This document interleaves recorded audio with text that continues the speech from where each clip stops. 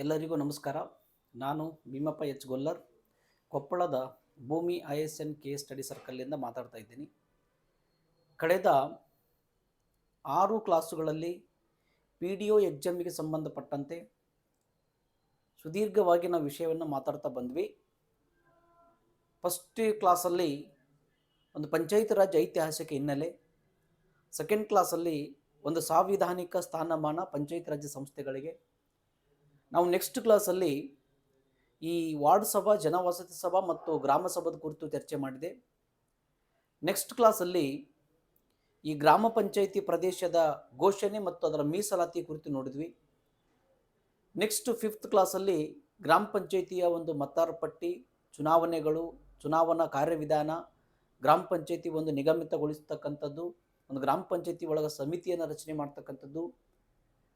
So ಹೀಗೆ ಅರ್ಹತೆಗಳು, ಅನರ್ಹತೆಗಳು ಈ ರೀತಿ ಕುರಿತು ನಾನು ನೆಕ್ಸ್ಟ್ ಕ್ಲಾಸಲ್ಲಿ ಮಾತಾಡಿ, ಲಾಸ್ಟ್ ಕಳೆದ ಕ್ಲಾಸಲ್ಲಿ ಸೆಕ್ಷನ್ 15ರಿಂದ 25ರವರೆಗೂ, ಅಂದರೆ ಇಲ್ಲಿಯವರೆಗೂ ನಾನು ಚರ್ಚೆ ಮಾಡ್ತಾ ಬಂದೆ. ಸೆಕ್ಷನ್ 15ರಿಂದ 25ರವರೆಗೂ ಈ ಏನು ಚುನಾವಣಾ ತಕರಾರು ಅರ್ಜಿಗಳ ಕುರಿತು ಚರ್ಚೆ ಮಾಡಿದೆ. ಚುನಾವಣಾ ತಕರಾರು ಅರ್ಜಿಗಳ ಕುರಿತು ನಾನಲ್ಲಿ ಹೇಳಿದೆ, ಇಲ್ಲಿ ಮಾತಾಡ್ತಕ್ಕಂಥ ಚುನಾವಣಾ ತಕರಾರು ಅರ್ಜಿಗಳು ಗ್ರಾಮ ಪಂಚಾಯಿತಿಗೆ ಸಂಬಂಧಿಸಿದ್ದಷ್ಟೇ ಅಲ್ಲ, ತಾಲೂಕು ಪಂಚಾಯಿತಿ ಮತ್ತು ಜಿಲ್ಲಾ ಪಂಚಾಯಿತಿಗೂ ಸಂಬಂಧಪಡ್ತವು ಅಂತ ಕೂಡ ಹೇಳಿದೆ. ನಾನು ಅದಕ್ಕೆ ಕ್ಲಾರಿಫಿಕೇಶನ್ ಕೂಡ ಲಾಸ್ಟ್ ಕ್ಲಾಸಲ್ಲಿ ನಾನು ಕೊಟ್ಟಿದ್ದೀನಿ. ಹಾಗಾದರೆ ಈಗ ಮುಂದೆ ಹೇಳ್ತಕ್ಕಂಥ ಸೆಕ್ಷನ್ಸ್ಗಳು ಅಂದರೆ 26ನೇ ಸೆಕ್ಷನ್ನಿಂದ 40ನೇ ಸೆಕ್ಷನ್ವರೆಗೂ ಅಂದರೆ ಪ್ರಕರಣ 40ರವರೆಗೂ ಇವು ಕೂಡ ಕೇವಲ ಗ್ರಾಮ ಪಂಚಾಯಿತಿಗೆ ಸಂಬಂಧಪಡುವುದಿಲ್ಲ, ತಾಲೂಕು ಪಂಚಾಯಿತಿ ಮತ್ತು ಜಿಲ್ಲಾ ಪಂಚಾಯಿತಿಗೂ ಕೂಡ ಸಂಬಂಧಪಡ್ತಾ ಇದ್ದವು. ಸೊ ಹಾಗಾಗಿ 3 ಪಂಚಾಯಿತಿಗಳನ್ನು ನಾನು ಇಲ್ಲಿ ಹೇಳ್ತೀನಿ ಅಂತ ಅರ್ಥ. ಒಂದು ಗ್ರಾಮ ಪಂಚಾಯಿತಿ ಅಂತಕ್ಕಂಥ ನನ್ನ ಬಾಯಲ್ಲಿ ಹೇಳ್ಬೋದು, ಬಟ್ ಅದು ತಾಲೂಕು ಪಂಚಾಯಿತಿ ಮತ್ತು ಜಿಲ್ಲಾ ಪಂಚಾಯಿತಿ ಚುನಾವಣೆಗೆ ಹೇಳಿದ ಹಾಗೆ. ಹಾಗಾದ್ರೆ ಇಲ್ಲಿ ಬರ್ತಕ್ಕಂಥ ಪ್ರಕರಣಗಳು ಎದಕ್ಕೆ ಸಂಬಂಧಪಟ್ಟಿರ್ತಕ್ಕಂತಂದ್ರೆ, ಇಲ್ಲಿ ನೋಡಿ ಪಂಚಾಯಿತಿಗಳ ಅಂತ ಹಾಕಿಬಿಟ್ಟಿದೆ ನಾನು. ಪಂಚಾಯಿತಿಗಳ ಅಂತಂದ್ರೆ 3 ಪಂಚಾಯಿತಿಗಳು, ಗ್ರಾಮ ಪಂಚಾಯಿತಿ, ತಾಲೂಕು ಪಂಚಾಯಿತಿ, ಜಿಲ್ಲಾ ಪಂಚಾಯಿತಿ, 3 ಪಂಚಾಯಿತಿಗಳ ಚುನಾವಣಾ ಅಪರಾಧಗಳು, offences of the election offences, ಚುನಾವಣಾ ಅಪರಾಧಗಳು ಮತ್ತು ಅವುಗಳಿಗೆ ಶಿಕ್ಷೆ ಮತ್ತು ದಂಡ ಅಂದ್ರೆ ಸೆಕ್ಷನ್ 26ರಿಂದ 40ನೇ ಸೆಕ್ಷನ್ವರೆಗೂ ಕೂಡ ಗ್ರಾಮ ಪಂಚಾಯಿತಿ, ತಾಲೂಕು ಪಂಚಾಯಿತಿ, ಜಿಲ್ಲಾ ಪಂಚಾಯಿತಿ ಚುನಾವಣೆಗೆ ಸಂಬಂಧಪಟ್ಟಿರ್ತಕ್ಕಂಥ ಅಪರಾಧಗಳು, ಅದಕ್ಕೇನು ಶಿಕ್ಷೆ ಇದೆ, ಎಷ್ಟು ದಂಡ ಇದೆ, ಯಾವ ರೀತಿ ಅಧಿಕಾರವನ್ನು ಚಲಾವಣೆ ಮಾಡ್ತಾವು, ನ್ಯಾಯಾಲಯಗಳ ಬಗ್ಗೆ ಮಾತಾಡ್ತದ. ಹಾಗಾದ್ರೆ ಇಲ್ಲಿ ಡೀಪ್ ಎಕ್ಸ್ಪ್ಲನೇಷನ್ ಅಗತ್ಯತೆ ಇಲ್ಲ. ಸೊ ಹಾಗಾಗಿ ಇದು ನನ್ನ ಪುಸ್ತಕದ PDF, ಇದು ನಾನು ಬರೆದಿರ್ತಕ್ಕಂಥ ಪುಸ್ತಕದ ಏನು ಕರ್ನಾಟಕ ಗ್ರಾಮ ಸ್ವರಾಜ್ ಮತ್ತು ಪಂಚಾಯಿತಿ ಮಾರ್ಗದರ್ಶಿ ಅಂತಕ್ಕಂಥ ಪುಸ್ತಕ ಬರೆದಿದ್ದೀನಲ್ವಾ, ಆ ಪುಸ್ತಕದ PDF ನಾನು ಹಾಕಿರ್ತಕ್ಕಂಥದ್ದು.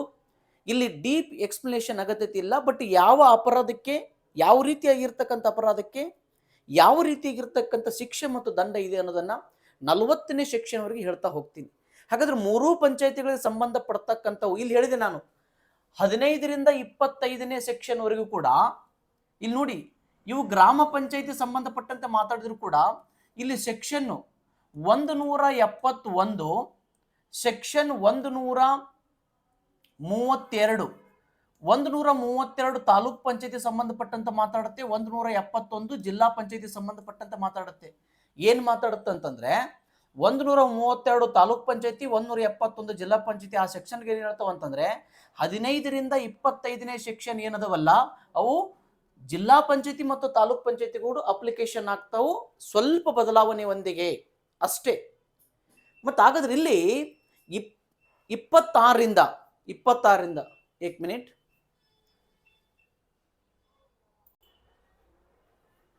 ನೋಡಿ, ಇಲ್ಲಿ ನಾನು ಏನು ಹೇಳ್ತಾ ಇದ್ದೆ, ಇಲ್ಲಿ ಸೆಕ್ಷನ್ 15ರಿಂದ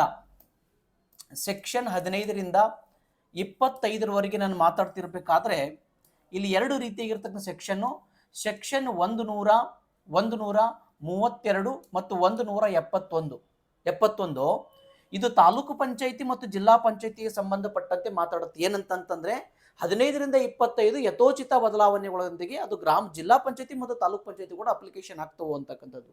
ಅಷ್ಟೇ ಅಲ್ಲ, ಇನ್ನೊಂದು ಸೆಕ್ಷನ್ ಏನು ಅಂತಂದ್ರೆ, ಇಲ್ಲಿ 26ನೇ ಸೆಕ್ಷನ್ನಿಂದ 40ನೇ ಸೆಕ್ಷನ್ವರೆಗೂ 40ನೇ ಸೆಕ್ಷನ್ ಏನು ಗ್ರಾಮ ಪಂಚಾಯತ್ ಸಂಬಂಧಪಟ್ಟಾಗ ಮಾತಾಡ್ತಾ ಇದ್ದೀನಿ, ಈ ಸೆಕ್ಷನ್ಸ್ಗಳು ಇಲ್ಲಿ ಯಾವ ಸೆಕ್ಷನ್ನು, ಇಲ್ಲಿ 130ನೇ ಸೆಕ್ಷನ್ ಮತ್ತು 169ನೇ ಸೆಕ್ಷನ್ ಹೇಳ್ತಾವೋ.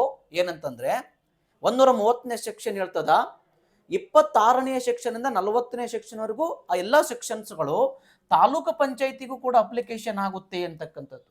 169ನೇ ಸೆಕ್ಷನ್ ಹೇಳ್ತದ 26ನೇ ಸೆಕ್ಷನ್ ಇಂದ 40ನೇ ಸೆಕ್ಷನ್ವರೆಗೂ ಕೂಡ ಅದು ಜಿಲ್ಲಾ ಪಂಚಾಯತಿಗೆ ಕೂಡ ಅಪ್ಲಿಕೇಶನ್ ಆಗ್ತಾವು ಅಂತಕ್ಕಂಥದ್ದು. ಸೊ ಹಾಗಾಗಿ ಇಲ್ಲಿ ಈಗ ಹೇಳ್ತಕ್ಕಂಥ ಏನು ಪಂಚಾಯಿತಿಗಳ ಚುನಾವಣಾ ಅಪರಾಧಗಳು ಮತ್ತು ಅವುಗಳಿಗೆ ಶಿಕ್ಷೆ ಮತ್ತು ದಂಡ ಬ್ರೀಫ್ ಆಗಿ ನಾವು ನೋಡಬೇಕು, ಡೆಪ್ತ್ ಆಗಿ ಬೇಡ. ನಾಳೆ ಎಕ್ಸಾಮಿಗೆ ಸಂಬಂಧಪಟ್ಟಂತೆ ಈ ಸೆಕ್ಷನ್ನಿಗೆ ಎಷ್ಟು ದಂಡ ಇದೆ, ಈ ಸೆಕ್ಷನ್ ಯಾವ ಅಪರಾಧದ ಬಗ್ಗೆ ಮಾತಾಡುತ್ತೆ, ಎಂಥ ಅಪರಾಧದ ಕುರಿತು ಮಾತಾಡುತ್ತೆ. ಹಾಗಾದ್ರೆ ಒನ್ ಬೈ ಒನ್ ನಾವು ನೋಡ್ತಾ ಹೋಗ್ಬಿಡೋಣ ವೆರಿ ಕ್ವಿಕ್. ಹಾಗಾದ್ರೆ ವೆರಿ ಫಸ್ಟು ಇಲ್ಲಿ ಸೆಕ್ಷನ್ನು ನಾನು ಒನ್ ಬೈ ಒನ್ ಸೆಕ್ಷನ್ ಹೋಗ್ಬಿಡ್ತೇನೆ ನೋಡಿ.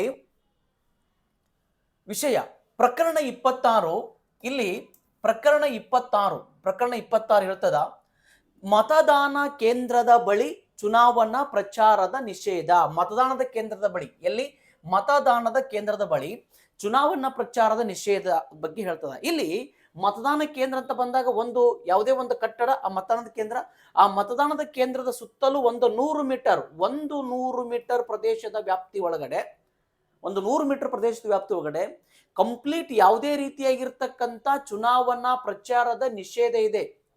ಯಾವ ರೀತಿ? ಅಲ್ಲಿ ಮತಗಳಿಗಾಗಿ ಪ್ರಚಾರ ಮಾಡುವಂತಿಲ್ಲ, ಮತವನ್ನ ಕೋರುವಂತಿಲ್ಲ, ಮತದಾರನ ಮನವೊಲಿಸುವಂತಿಲ್ಲ, ಯಾವುದೇ ಚಿಹ್ನೆಗಳನ್ನ ಪ್ರದರ್ಶನ ಮಾಡುವಂತಿಲ್ಲ. 100 ಮೀಟರ್ ಪ್ರದೇಶದ ವ್ಯಾಪ್ತಿ ಒಳಗಡೆ ಸೆಕ್ಷನ್ 26 ಏನ್ ಹೇಳ್ತದ, ಇಂದ ರ್ಯಾಂಪಟ್ ಅಂದ್ರೆ ಅಲ್ಲಿ ಮತದಾನ ಕೇಂದ್ರದ ಒಳಗಡೆ ಅಥವಾ 100 ಮೀಟರ್ ಪ್ರದೇಶದ ವ್ಯಾಪ್ತಿ ಒಳಗಡೆ ಕಂಪ್ಲೀಟ್ ಯಾವುದೇ ರೀತಿಯಾಗಿರ್ತಕ್ಕಂಥ ಚುನಾವಣಾ ಪ್ರಚಾರದ ನಿಷಿದ್ಧವನ್ನ ಮಾಡ್ಲಾಗತ್ತೆ. ಇನ್ ಕೇಸ್ ಅದನ್ನ ನೀವು ಪ್ರಚಾರ ಮಾಡಿದ್ರಿ ಅಂತಂತಂದ್ರೆ ಇಲ್ಲಿ 500 ರೂಪಾಯಿ ದಂಡವನ್ನ ಕೊಡಬೇಕಾಗುತ್ತೆ, 500 ರೂಪಾಯಿ ದಂಡವನ್ನ ತೆರಬೇಕಾಗುತ್ತೆ ಅಂತಕ್ಕಂಥದ್ದು ಕಾಯ್ದೆ ಹೇಳ್ತದೆ. 500 ರೂಪಾಯಿ ದಂಡ ಹಾಕಿದೆ. ಮತದಾನದ ಕೇಂದ್ರದ ಬಳಿ, ಅದು ತಾಲೂಕ್ ಪಂಚಾಯತಿ ಚುನಾವಣೆ ಇರಬಹುದು, ಗ್ರಾಮ ಪಂಚಾಯತಿ ಚುನಾವಣೆ ಇರಬಹುದು, ಜಿಲ್ಲಾ ಪಂಚಾಯತಿ ಚುನಾವಣೆ ಇರಬಹುದು. ಈ 3 ಪಂಚಾಯತಿ ಚುನಾವಣೆಗೆ ಸಂಬಂಧಪಟ್ಟಂತೆ ಮತದಾನದ ಕೇಂದ್ರದಲ್ಲಿ ಯಾವುದೇ ರೀತಿಯಾಗಿರ್ತಕ್ಕಂಥ ಚುನಾವಣಾ ಪ್ರಚಾರವನ್ನು ಮಾಡಬಾರ್ದು. 100 ಮೀಟರ್ ಪ್ರದೇಶದ ವ್ಯಾಪ್ತಿ, ನಾಳೆ ಇದನ್ನು ಕೊಡಬಹುದು. ಒಂದು ಮತದಾನ ಕೇಂದ್ರದ ಬಳಿ ಎಷ್ಟು ಮೀಟರ್ ಹಂತದಲ್ಲಿ ಕಂಪ್ಲೀಟ್ ಚುನಾವಣಾ ಪ್ರಚಾರದ ನಿಷಿದ್ಧ ಇರ್ತದ ಅಂತಕ್ಕಂಥದ್ದು. 100 ಮೀಟರು, 200 ಮೀಟರು, 300 ಮೀಟರು, 400 ಮೀಟರ್ ಅಂತಕ್ಕಂಥದನ್ನ ಆಪ್ಷನ್ಸ್ ಕೊಡ್ಬೋದು. ಕ್ವಶನ್ಸ್ ಯಾವ ರೀತಿ ಬರ್ಬೋದು ನನಗೆ ಪರ್ಫೆಕ್ಟ್ ವಿಷಯ ಮಾತ್ರ ಗೊತ್ತಿರಬೇಕಷ್ಟೇ. ಸೊ ನೆಕ್ಸ್ಟು 27 ಪ್ರಕರಣ 27 ಇಲ್ಲಿ ನೋಡಿ. ಪ್ರಕರಣ 27 ಇದು ಏನ್ ಹೇಳ್ತದೆ ಅಂತಂದ್ರೆ, ಮತದಾನ ಕೇಂದ್ರಗಳಲ್ಲಿ ಅಂದ್ರೆ ಒಳಗಡೆಗೆ, ಮತದಾನ ಕೇಂದ್ರಗಳಲ್ಲಿ ಒಳಗಡೆಗೆ ಅಥವಾ ಅವುಗಳ ಹತ್ತಿರ, ಅಂದ್ರೆ ಅವುಗಳ ಹತ್ತಿರ ಅದು ಒಳಗಡೆ ಇರಬಹುದು, ಅವುಗಳ ಹತ್ತಿರ ಇರಬಹುದು. ಮತದಾನ ಕೇಂದ್ರ, ವೋಟಿಂಗ್ ಬೂತ್ ಒಳಗಡೆಗೆ ಅಥವಾ ಬೂತ್ಗಳ ಪಕ್ಕದಲ್ಲಿ ಅಥವಾ ಬೂತ್ಗಳ ಹೊರಗಡೆಗೆ ಯಾವುದೇ ರೀತಿಯಾಗಿರ್ತಕ್ಕಂಥ ಅನುಚಿತ ನಡತೆಯನ್ನ ಪ್ರದರ್ಶನ ಮಾಡುವಂತಿಲ್ಲ. ಹಾಗಾದ್ರೆ ಎಂಥ ರೀತಿ ಅನುಚಿತ ನಡತೆ ಅಂತ ಬಂದಾಗ, ಧ್ವನಿವರ್ಧಕಗಳನ್ನು ಹಚ್ಚುವಂಥದ್ದು, ಮೈಕ್ ಸೆಟ್ಗಳನ್ನ ಇಲ್ಲಿ ಎರಡಕ್ಕೆ ಹೇಳ್ತದ ಸೆಕ್ಷನ್ನು. ಇಲ್ಲೇನು ಮತದಾನ ಕೇಂದ್ರಗಳಲ್ಲಿ, ಮತದಾನ ಕೇಂದ್ರದ ಹೊರಗಡೆಗೆ, ಈ ಫಾರ್ ಎಕ್ಸಾಂಪಲ್ ಒಂದೊಂದು ಮತದಾನ ಕೇಂದ್ರಗಳು ಹೇಗಿರ್ತಾವ ಅಂತಂದ್ರೆ ಬಹಳಷ್ಟು ಇಕ್ಕಟ್ಟಾದ ಪ್ರದೇಶಗಳಲ್ಲಿ ಇರ್ತಾವ. ಅದ್ರ ಸುತ್ತಲೂ ಒಂದು ಶಾಲೆ ಇರ್ತದ, ಶಾಲೆ ಸುತ್ತಲೂ ಖಾಸಗಿ ಮನೆಗಳು ಇರ್ತಾವ. ಖಾಸಗಿ ಮನೆಗಳು ಅದ್ರ ಒಂದು 100 ಮೀಟರ್ ವ್ಯಾಪ್ತಿನೇ ಇರುವುದಿಲ್ಲ, ಜಸ್ಟ್ ಒಂದು 20 ಮೀಟರ್ ಅಲ್ಲೇ ಪಕ್ಕ ಕಂಪೌಂಡ್ ಹತ್ತಿರ್ತಾವ ಮನೆಗಳು.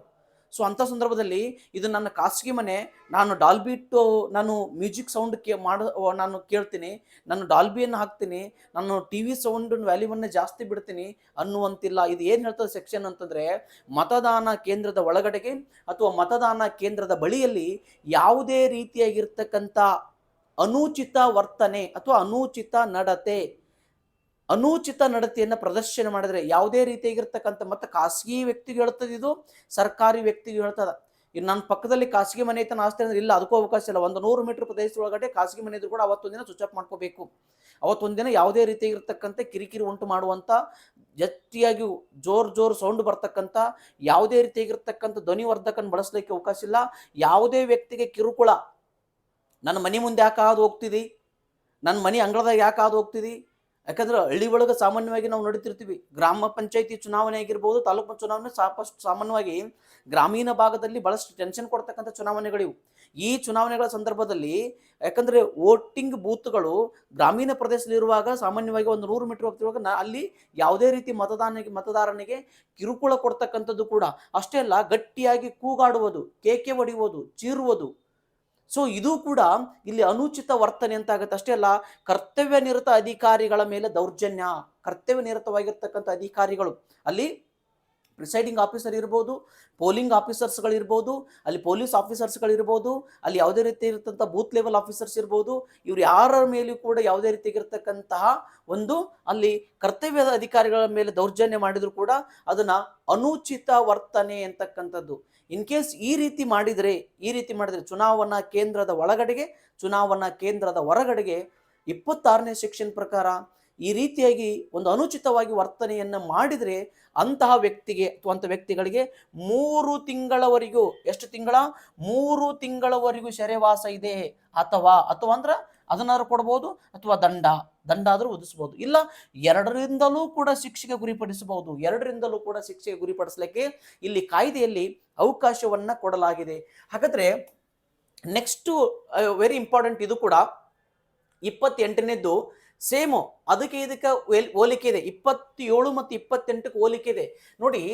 ಇಲ್ಲಿ 27 ಏನು ಮತದಾನ ಕೇಂದ್ರದ ಒಳಗಡೆಗೆ ಮತ್ತು ಅವುಗಳ ಹತ್ತಿರ ಹೇಳಿತು. ಹಾಗಾದ್ರೆ 28 ಮತದಾನ ಕೇಂದ್ರದ ಹೊರಗಡೆಗಲ್ಲ, ಮತದಾನ ಕೇಂದ್ರದ ಒಳಗಡೆಗೆ ದುರ್ನಡತೆ. ಹಾಗಾದ್ರೆ ಅನುಚಿತ ವರ್ತನೆಯನ್ನ ಇಂಗ್ಲಿಷ್ನಲ್ಲಿ ನಾವು ಮಿಸ್ಬಿಹೇವಿಯರ್ ಅಂತ ಕರಿತೀವಿ. ಮಿಸ್ಬಿಹೇವಿಯರ್. ನಾವು ದುರ್ನಡತೆಯನ್ನು ಇಂಗ್ಲಿಷ್ನಲ್ಲಿ ಮಿಸ್ ಕಂಡಕ್ಟ್ ಅಂತ ಕರಿತೀವಿ. Miss conduct and misbehaviour. Section 26 misbehaviour ಬಗ್ಗೆ ಮಾತಾಡಿದ್ರೆ, ಸೆಕ್ಷನ್ 27 ಮಿಸ್ ಕಂಡಕ್ಟ್ ಬಗ್ಗೆ ಮಾತಾಡುತ್ತೆ, ಅನುಚಿತ ದುರ್ನಡತೆ ಬಗ್ಗೆ ಮಾತಾಡುತ್ತೆ. ಮಿಸ್ ಕಂಡಕ್ಟಿಗೂ ಮತ್ತು ಮಿಸ್ ಬಿಹೇವಿಯರ್ಗೆ ವ್ಯತ್ಯಾಸ ಏನು ಅಂತಂದ್ರೆ, ಮಿಸ್ ಕಂಡಕ್ಟಿಗೂ ಮತ್ತು ಮಿಸ್ ಬಿಹೇವಿಯರ್ಗೆ ವ್ಯತ್ಯಾಸ ಏನು ಅಂತಂತಂದ್ರೆ, ಈಗ ಮಿಸ್ ಬಿಹೇವಿಯರ್ ಅಂದ್ರೆ ಸುಮ್ಮನೆ ಹಲ್ಕಿಸೋದು, ಕೂಗಾಡೋದು, ಚೀರಾಡೋದು, ಬಾಡಿ ಟು ಬಾಡಿ ಟಚ್ ಆಗಂಗಿಲ್ಲ, ಅಲ್ಲಿ ಬಾಡಿ ಟು ಬಾಡಿ ಟಚ್ ಆಗಂಗಿಲ್ಲ. ಮಿಸ್ ಕಂಡಕ್ಟ್ ಅಲ್ಲಿ in case some time body to body touch ಆಗ್ಬೋದು, ಬಾಡಿ ಟು ಬಾಡಿ ಟಚ್ ಹೊಡಿಬೋದು, ಎದಿಮೆಗಳ ಅಂಗಿ ಹಿಡಿಯುವಂಥದ್ದು, ಇಲ್ಲ ತೋಳೇರ್ಸ್ ಹೊಡೆಯುವಂಥದ್ದು, ಯಾವುದೇ ರೀತಿಯಾಗಿರ್ತಕ್ಕಂಥ ಬಾಡಿ ಟು ಬಾಡಿ ಟಚ್ ಮಾಡ್ತಕ್ಕಂಥ ದುರ್ನಡತೆ ಅಂತ ನಾವು ಕರಿತೀವಿ. ಅದನ್ನು ದುರ್ನಡತೆ ಅಂತಕ್ಕಂಥ ಮಿಸ್ ಕಂಡಕ್ಟ್ ಅಂತ ಕರಿತೀವಿ. ಹಾಗಾದ್ರೆ ಮತದಾನದ ಕೇಂದ್ರದ ಒಳಗಡೆಗೆ 28ನೇ ಸೆಕ್ಷನ್ ಇರ್ತದ, ಮತದಾನದ ಕೇಂದ್ರದ ಒಳಗಡೆ ನುಗ್ಗಿ ಅಲ್ಲಿ ಯಾವುದೇ ರೀತಿಯಾಗಿರ್ತಕ್ಕಂಥ ಮತದಾನ ಪ್ರಿಸೈಡಿಂಗ್ ಆಫೀಸರ್ ಮೇಲೆಗಿರ್ಬೋದು, ಅಥವಾ ಪ್ರಿಸೈಡಿಂಗ್ ಆಫೀಸರ್ ನಿರ್ದೇಶನ ಪಾಲನೆ ಮಾಡದೇ ಇದ್ರೆ, ಇಲ್ಲ ಮತದಾನಕ್ಕೆ ಅಡ್ಡಿಪಡಿಸುವುದು, ಇಲ್ಲ ಪ್ರಿಸೈಡಿಂಗ್ ಆಫೀಸರ್ನ ಅನುಮತಿ ಇಲ್ಲದೆ ಪುನಃ ಒಳಗೆ ಬಂದು ಕೂತ್ಕೊಳ್ಳೋದು ಇರ್ತಾರೆ. ಗ್ರಾಮೀಣ ಭಾಗದಲ್ಲಿ ಸಾಮಾನ್ಯವಾಗಿ ನಾವು ನೋಡ್ತೀವಿ. ಯಾಕಂದ್ರೆ ಅಲ್ಲಿ ಗೌಡ ಅಂತಕ್ಕಂಥವ್ರು, ಕುಲಕರ್ಣಿ, ಪಲ್ತೇಲ ಅಂತಕ್ಕಂಥವ್ರು ಕೆಲವು ಮಂದಿ ತಮ್ಮ ಸ್ವಲ್ಪ ಸ್ವಘೋಷಿತ ನಾಯಕರು ಇರ್ತಾರಲ್ಲಿ. ಅವ್ರು ಬಂದಾಗ ನನಗೆ SP ಪರಿಚಯ ಆದ್ರೆ, ನನಗೆ DC ಪರಿಚಯ ಆದ್ರೆ ಅಂತೇಳಿ ಒಳಗೆ ಬಂದು ಹೋಗಿರ್ತಾರೆ. ಒಳಗೆ ಬಂದು ಹೋಗೋದು, ಎಷ್ಟು ಮತದಾನ ಆಯ್ತು, ಹೆಂಗಾಯ್ತು, ನಡೀತಿದ್ದಲ್ಲ ಸರಿಯಾಗಿ ಅಂತಕ್ಕಂಥದ್ದು ತಾವೇ ಒಂದು ಎನ್ಕ್ವೈರಿ ಮಾಡಿದ ವಿಚಾರ ಮಾಡ್ತಕ್ಕಂಥದ್ದು. ಆ ರೀತಿ ಸ್ವಘೋಷಿತ ನಾಯಕರು ಒಳಗೆ ಬರ್ತಿರ್ತಾರೆ. ಆ ರೀತಿ ಆದಾಗೂ ಕೂಡ ಇಲ್ಲಿ ಅದನ್ನು ದುರ್ನಡತೆ ಅಂತಕ್ಕಂಥ ಕಾಯ್ದೆ ಪರಿಗಣಿಸಿದೆ. 1993 ಕರ್ನಾಟಕ ಗ್ರಾಮ ಸ್ವರಾಜ್ಯ ಮತ್ತು ಪಂಚಾಯತ್ ರಾಜ್ಯ ಕಾಯ್ದೆಯ ಸೆಕ್ಷನ್ 28 ಅದನ್ನ ದುರ್ನಡತೆ ಅಂತ ಪರಿಗಣಿಸುತ್ತೆ. ಹಾಗಾದ್ರೆ ಸೆಕ್ಷನ್ 26ರಲ್ಲಿ ನಾನು ಮಾತಾಡುವಾಗ, ಸೆಕ್ಷನ್ 28ರಲ್ಲಿ ಮಾತಾಡುವಾಗ ನೆನಪಿರಲಿ, 2 ಪ್ರಕರಣಗಳು, ಸೆಕ್ಷನ್ 26 ಮತ್ತು ಸೆಕ್ಷನ್ 28. ಇವನ್ ಎರಡನ್ನು ಕೂಡ ನಾವು ಸಂಜ್ಞೆಯ ಅಪರಾಧಗಳು ಅಂತ ಕರಿತೀವಿ. 27 ಮತ್ತೆ ಹೇಳ್ತದೆ, 26 ಮತ್ತು 28 ಸಂಜ್ಞೆಯ ಅಪರಾಧಗಳು. ಏನಿದು ಸಂಜ್ಞೆಯ ಅಪರಾಧಗಳು ಅಂತಂತಂದ್ರೆ, ಇಲ್ಲಿ ಕೆಲವು ಕಾಗ್ನಿಸಬಲ್ ಅಫೆನ್ಸಸ್ಗಳದವು, ಕಾಗ್ನಿಸಬಲ್ ಅಫೆನ್ಸಸ್ಗಳು, ಇನ್ನು ಕೆಲವು ನಾನ್ ಕಾಗ್ನಿಸಬಲ್ ಅಫೆನ್ಸಸ್ಗಳದು. ಕಾಗ್ನಿಸಬಲ್ ಅಫೆನ್ಸಸ್ ಅಂದ್ರೆ ಸಂಜ್ಞೆಯ ಅಧಿಕಾರಗಳು, ನಾನ್ ಕಾಗ್ನಿಸಬಲ್ ಅಫೆನ್ಸ್ ಅಂತಂದ್ರೆ ಅಂದ್ರೆ ಅಸಂಜ್ಞೆಯ ಅಪರಾಧಗಳು ಅಂತೇಳಿ. ಹಾಗಾದ್ರೆ ಕಾಗ್ನಿಸಬಲ್ ಅಫೆನ್ಸು ಅಂತಂತಂದ್ರೆ ಸಿವಿಯರ್ ಕೇಸಸ್ಗಳಿವು. ಕಾಗ್ನಿಸಬಲ್ ಅಫೆನ್ಸ್ ಅಂದ್ರೆ ವಿತೌಟ್ ವಾರೆಂಟ್ ಅರೆಸ್ಟ್ ಮಾಡಿ ಅವ್ರನ್ನ ಎನ್ಕ್ವೈರಿ ಮಾಡ್ಬೋದು, ಇನ್ವೆಸ್ಟಿಗೇಷನ್ ಮಾಡ್ಬೋದು police officer. Without any warrant by the court, police officer can detain them and also enquiry and investigate them. ಅಂದ್ರೆ ಯಾವುದೇ ರೀತಿಯಾಗಿರ್ತಕ್ಕಂತಹ ಒಂದು FIR ಇಲ್ಲದನೆ, ಯಾವುದೇ ರೀತಿಯಾಗಿರ್ತಕ್ಕಂಥ ಸರ್ಚ್ ವಾರೆಂಟ್ ಇಲ್ಲದನೆ ಆ ಪೊಲೀಸ್ ಆಫೀಸರ್ ಅಥವಾ ಪೊಲೀಸ್ ಅಧಿಕಾರಿ ಆ ವ್ಯಕ್ತಿಗಳನ್ನು ತಮ್ಮ ವಶಕ್ಕೆ ತೆಗೆದುಕೊಂಡು ಅವ್ರನ್ನ ಇನ್ವೆಸ್ಟಿಗೇಷನ್ ಮಾಡಲಿಕ್ಕೆ ಅಥವಾ ಅವ್ರನ್ನ ಎನ್ಕ್ವೈರಿ ಮಾಡಲಿಕ್ಕೆ ಅಧಿಕಾರ ಇದೆ ಕಾಗ್ನಿಸಬಲ್ ಅಫೆನ್ಸ್ ಅಲ್ಲಿ. ಅಂದ್ರೆ ಸಿವಿಯರ್ ಪ್ರಕರಣಗಳಿರ್ತವೆ, ಕೆಲವೊಂದು ರೇಪ್ ಇರ್ಬೋದು, ಮರ್ಡರ್ ಇರ್ಬೋದು, ಹಾಪ್ ಮರ್ಡರ್ ಇರ್ಬೋದು, ಇಂಥವನ್ನೆಲ್ಲ ನಾವು ಕಾಗ್ನಿಸಬಲ್ ಅಫೆನ್ಸ್ ಅಂತ ಕರಿತೀವಿ. ಇಮಿಡಿಯೇಟ್ ಅರೆಸ್ಟ್ ಮಾಡ್ತಾರೆ, ವಾರಂಟೇ ಬೇಕಂತೇನಿಲ್ಲ, ಜಡ್ಜೆ ಹೇಳ್ಬೇಕಂತೇನಿಲ್ಲ, ನ್ಯಾಯಾಲಯವೇ ಅರೆಸ್ಟ್ ಮಾಡಿಸ್ಬೇಕಂತೇನಿಲ್ಲ, ವಿತೌಟ್ ವಾರೆಂಟ್ ಕೂಡ ಇಲ್ಲಿ ಅರೆಸ್ಟ್ ಮಾಡ್ಬೋದು. ಹಾಗಾದ್ರೆ 26ನೇ ಸೆಕ್ಷನ್ ಅಲ್ಲಿ ನಾನು ಏನು ಹೇಳ್ಕೊಂಬಂದೆ, ಸೆಕ್ಷನ್ 26 ಮತದಾನ ಕೇಂದ್ರದ ಬಳಿಯಲ್ಲಿ 100 ಮೀಟರ್ ವ್ಯಾಪ್ತಿ ಒಳಗಡೆ ಯಾವುದೇ ಪ್ರಚಾರ ಮಾಡಿದ್ರೆ, ಇನ್ನು 28ನೇ ಸೆಕ್ಷನ್ ಅಲ್ಲಿ ಯಾವುದೇ ರೀತಿಯಾಗಿರ್ತಕ್ಕಂಥ ದುರ್ನಡತೆಯನ್ನು ಪ್ರದರ್ಶನ ಮಾಡಿದ್ರೆ ಇದನ್ನು ಸಂಜ್ಞೇಯ ಅಪರಾಧಗಳು ಅಂತ ಕರಿತೀವಿ. Without warrant police officer can detain you, ಅಂದ್ರೆ ಅರೆಸ್ಟ್ ಮಾಡಿಕೊಂಡು ಎನ್ಕ್ವೈರಿ ಮಾಡಲಿಕ್ಕೆ ಅಧಿಕಾರ ಇದೆ, ಅವನ ಸಂಜ್ಞೆಯ ಅಧಿಕಾರಗಳು. ಯಾಕೆ ನಾನ್ ಕಾಗ್ನಿಸಬಲ್ ಪರ್ಸನ್ ಸಮಟೈಮ್ಸ್ ಹಾಗೆ ಅವನ ವಿತೌಟ್ ವಾರೆಂಟ್ ಅರೆಸ್ಟ್ ಮಾಡ್ಲಿಕ್ಕೆ ಬರಲ್ಲ. ಪೊಲೀಸ್ ಆಫೀಸರ್ ವಾರೆಂಟ್ ಸಮೇತನ ಅರೆಸ್ಟ್ ಮಾಡಬೇಕಾಗುತ್ತೆ, ವಿತೌಟ್ ವಾರೆಂಟ್ ಅರೆಸ್ಟ್ ಮಾಡ್ಲಿಕ್ಕೆ ಬರಲ್ಲ. 26 ಮತ್ತು 28ನೇ ಸೆಕ್ಷನ್, 27 26 ಮತ್ತು 28ನೇ ಸೆಕ್ಷನ್ ಸಂಜ್ಞೇಯ ಅಪರಾಧಗಳು ಅಂತ ಕರಿತೀವಿ. 28ನೇ ಸೆಕ್ಷನ್ ದುರ್ನಡತೆ ಮತದಾನ ಕೇಂದ್ರದ ಒಳಗಡೆಗೆ, 27 ಹೇಳುತ್ತೆ ಮತದಾನ ಕೇಂದ್ರದ ಒಳಗಡೆಗೆ ಮತ್ತು ಹೊರಗಡೆಗೆ, ಅದು ಅನುಚಿತ ವರ್ತನೆ ಬಗ್ಗೆ ಮಾತಾಡಿದ್ರೆ. 28 ದುರ್ನಡತೆಯ ಬಗ್ಗೆ ಮಾತಾಡುತ್ತೆ. ಆ ರೀತಿ ಮಾಡಿದ್ರೆ 3 ತಿಂಗಳವರೆಗೂ ಸೆರೆವಾಸ ಅಥವಾ ಅವೆರಡುಗಳಿಂದಲೂ ಕೂಡ ಅವೆರಡುಗಳಿಂದಲೂ ಶಿಕ್ಷೆಗೆ ಗುರಿಯಾಗಬಹುದು ಸೆಕ್ಷನ್ 28ರಲ್ಲಿ. ಸೆಕ್ಷನ್ 28ರಲ್ಲಿ. ಹಾಗಾದ್ರೆ ನೆಕ್ಸ್ಟ್ ಸೆಕ್ಷನ್ ಹೋಗ್ತೀನಿ, ಸೆಕ್ಷನ್ 30, ಸೆಕ್ಷನ್ 29. ಹಾಗಾದ್ರೆ ಏನ್ ಹೇಳ್ತಾ ಹೋಗುತ್ತೆ, ವೆರಿ ಕ್ವಿಕ್. ಮತದಾನದ ರಹಸ್ಯವನ್ನ ಕಾಪಾಡುವುದು, ಮತದಾನದ ರಹಸ್ಯ. ಯಾಕಂದ್ರೆ ಇಲ್ಲಿ 29ನೇ ಸೆಕ್ಷನ್ ಇಲ್ಲಿ ಸೀಕ್ರೆಸಿ ಆಫ್ ದಿ ಬ್ಯಾಲೆಟ್ ಬಗ್ಗೆ ಮಾತಾಡ್ತಾರೆ. ಸೀಕ್ರೆಸಿ ಆಫ್ ದಿ ಬ್ಯಾಲೆಟ್ ಅಂದ್ರೆ ನಮ್ಮ ಚುನಾವಣೆ almost all more than 95% of the election in India except Rajya Sabha and Vidhana Parishad, ವಿಧಾನ ಪರಿಷತ್ತು ಮತ್ತು ರಾಜ್ಯಸಭೆಯಲ್ಲಿ ಮತವನ್ನ ತೋರಿಸಿ ಹಾಕ್ತೀವಿ ನಾವು. ಯಾಕಂದ್ರೆ ಬ್ಯಾಲೆಟ್ ಸಿಸ್ಟಮ್ ಅಲ್ಲಿ 2 ರೀತಿಯಾಗಿರ್ತಕ್ಕಂಥ ಬ್ಯಾಲೆಟ್ ಸಿಸ್ಟಮ್ಗಳದವು. ಒಂದು ಓಪನ್ ಬ್ಯಾಲೆಟ್ ಸಿಸ್ಟಮ್ ಇದೆ, ಇನ್ನೊಂದು ಸೀಕ್ರೆಟ್ ಬ್ಯಾಲೆಟ್ ಸಿಸ್ಟಮ್ ಇದೆ ಚುನಾವಣೆಯಲ್ಲಿ. ಸೀಕ್ರೆಟ್ ಬ್ಯಾಲೆಟ್ ಅಂತಂದ್ರೆ ಗುಪ್ತ ಮತದಾನ, ಓಪನ್ ಬ್ಯಾಲೆಟ್ ಅಂದ್ರೆ ಮುಕ್ತ ಮತದಾನ. ಮುಕ್ತ ಮತದಾನ ಅಂತಂದ್ರೆ ನಾನು ಯಾರಿಗೆ ಮತವನ್ನ ಹಾಕ್ತೀನಿ ಅನ್ನೋದು ತೋರಿಸಿ ಹಾಕ್ತಕ್ಕಂಥದ್ದು. ಸಾಮಾನ್ಯವಾಗಿ ಇದನ್ನು ವೆಸ್ಟರ್ನ್ ಕಂಟ್ರಿಗಳಲ್ಲಿ ಈ ಓಪನ್ ಬ್ಯಾಲೆಟ್ ಅನ್ನ, ಜಾನ್ ಸ್ಟುವರ್ಟ್ ಮಿಲ್ ಅನ್ನು ಕೂಡ ಇದರ ಪರವಾಗಿ ಮಾತಾಡ್ತಾರೆ ಒಬ್ಬರು ರಾಜಕೀಯ ಚಿಂತಕರು.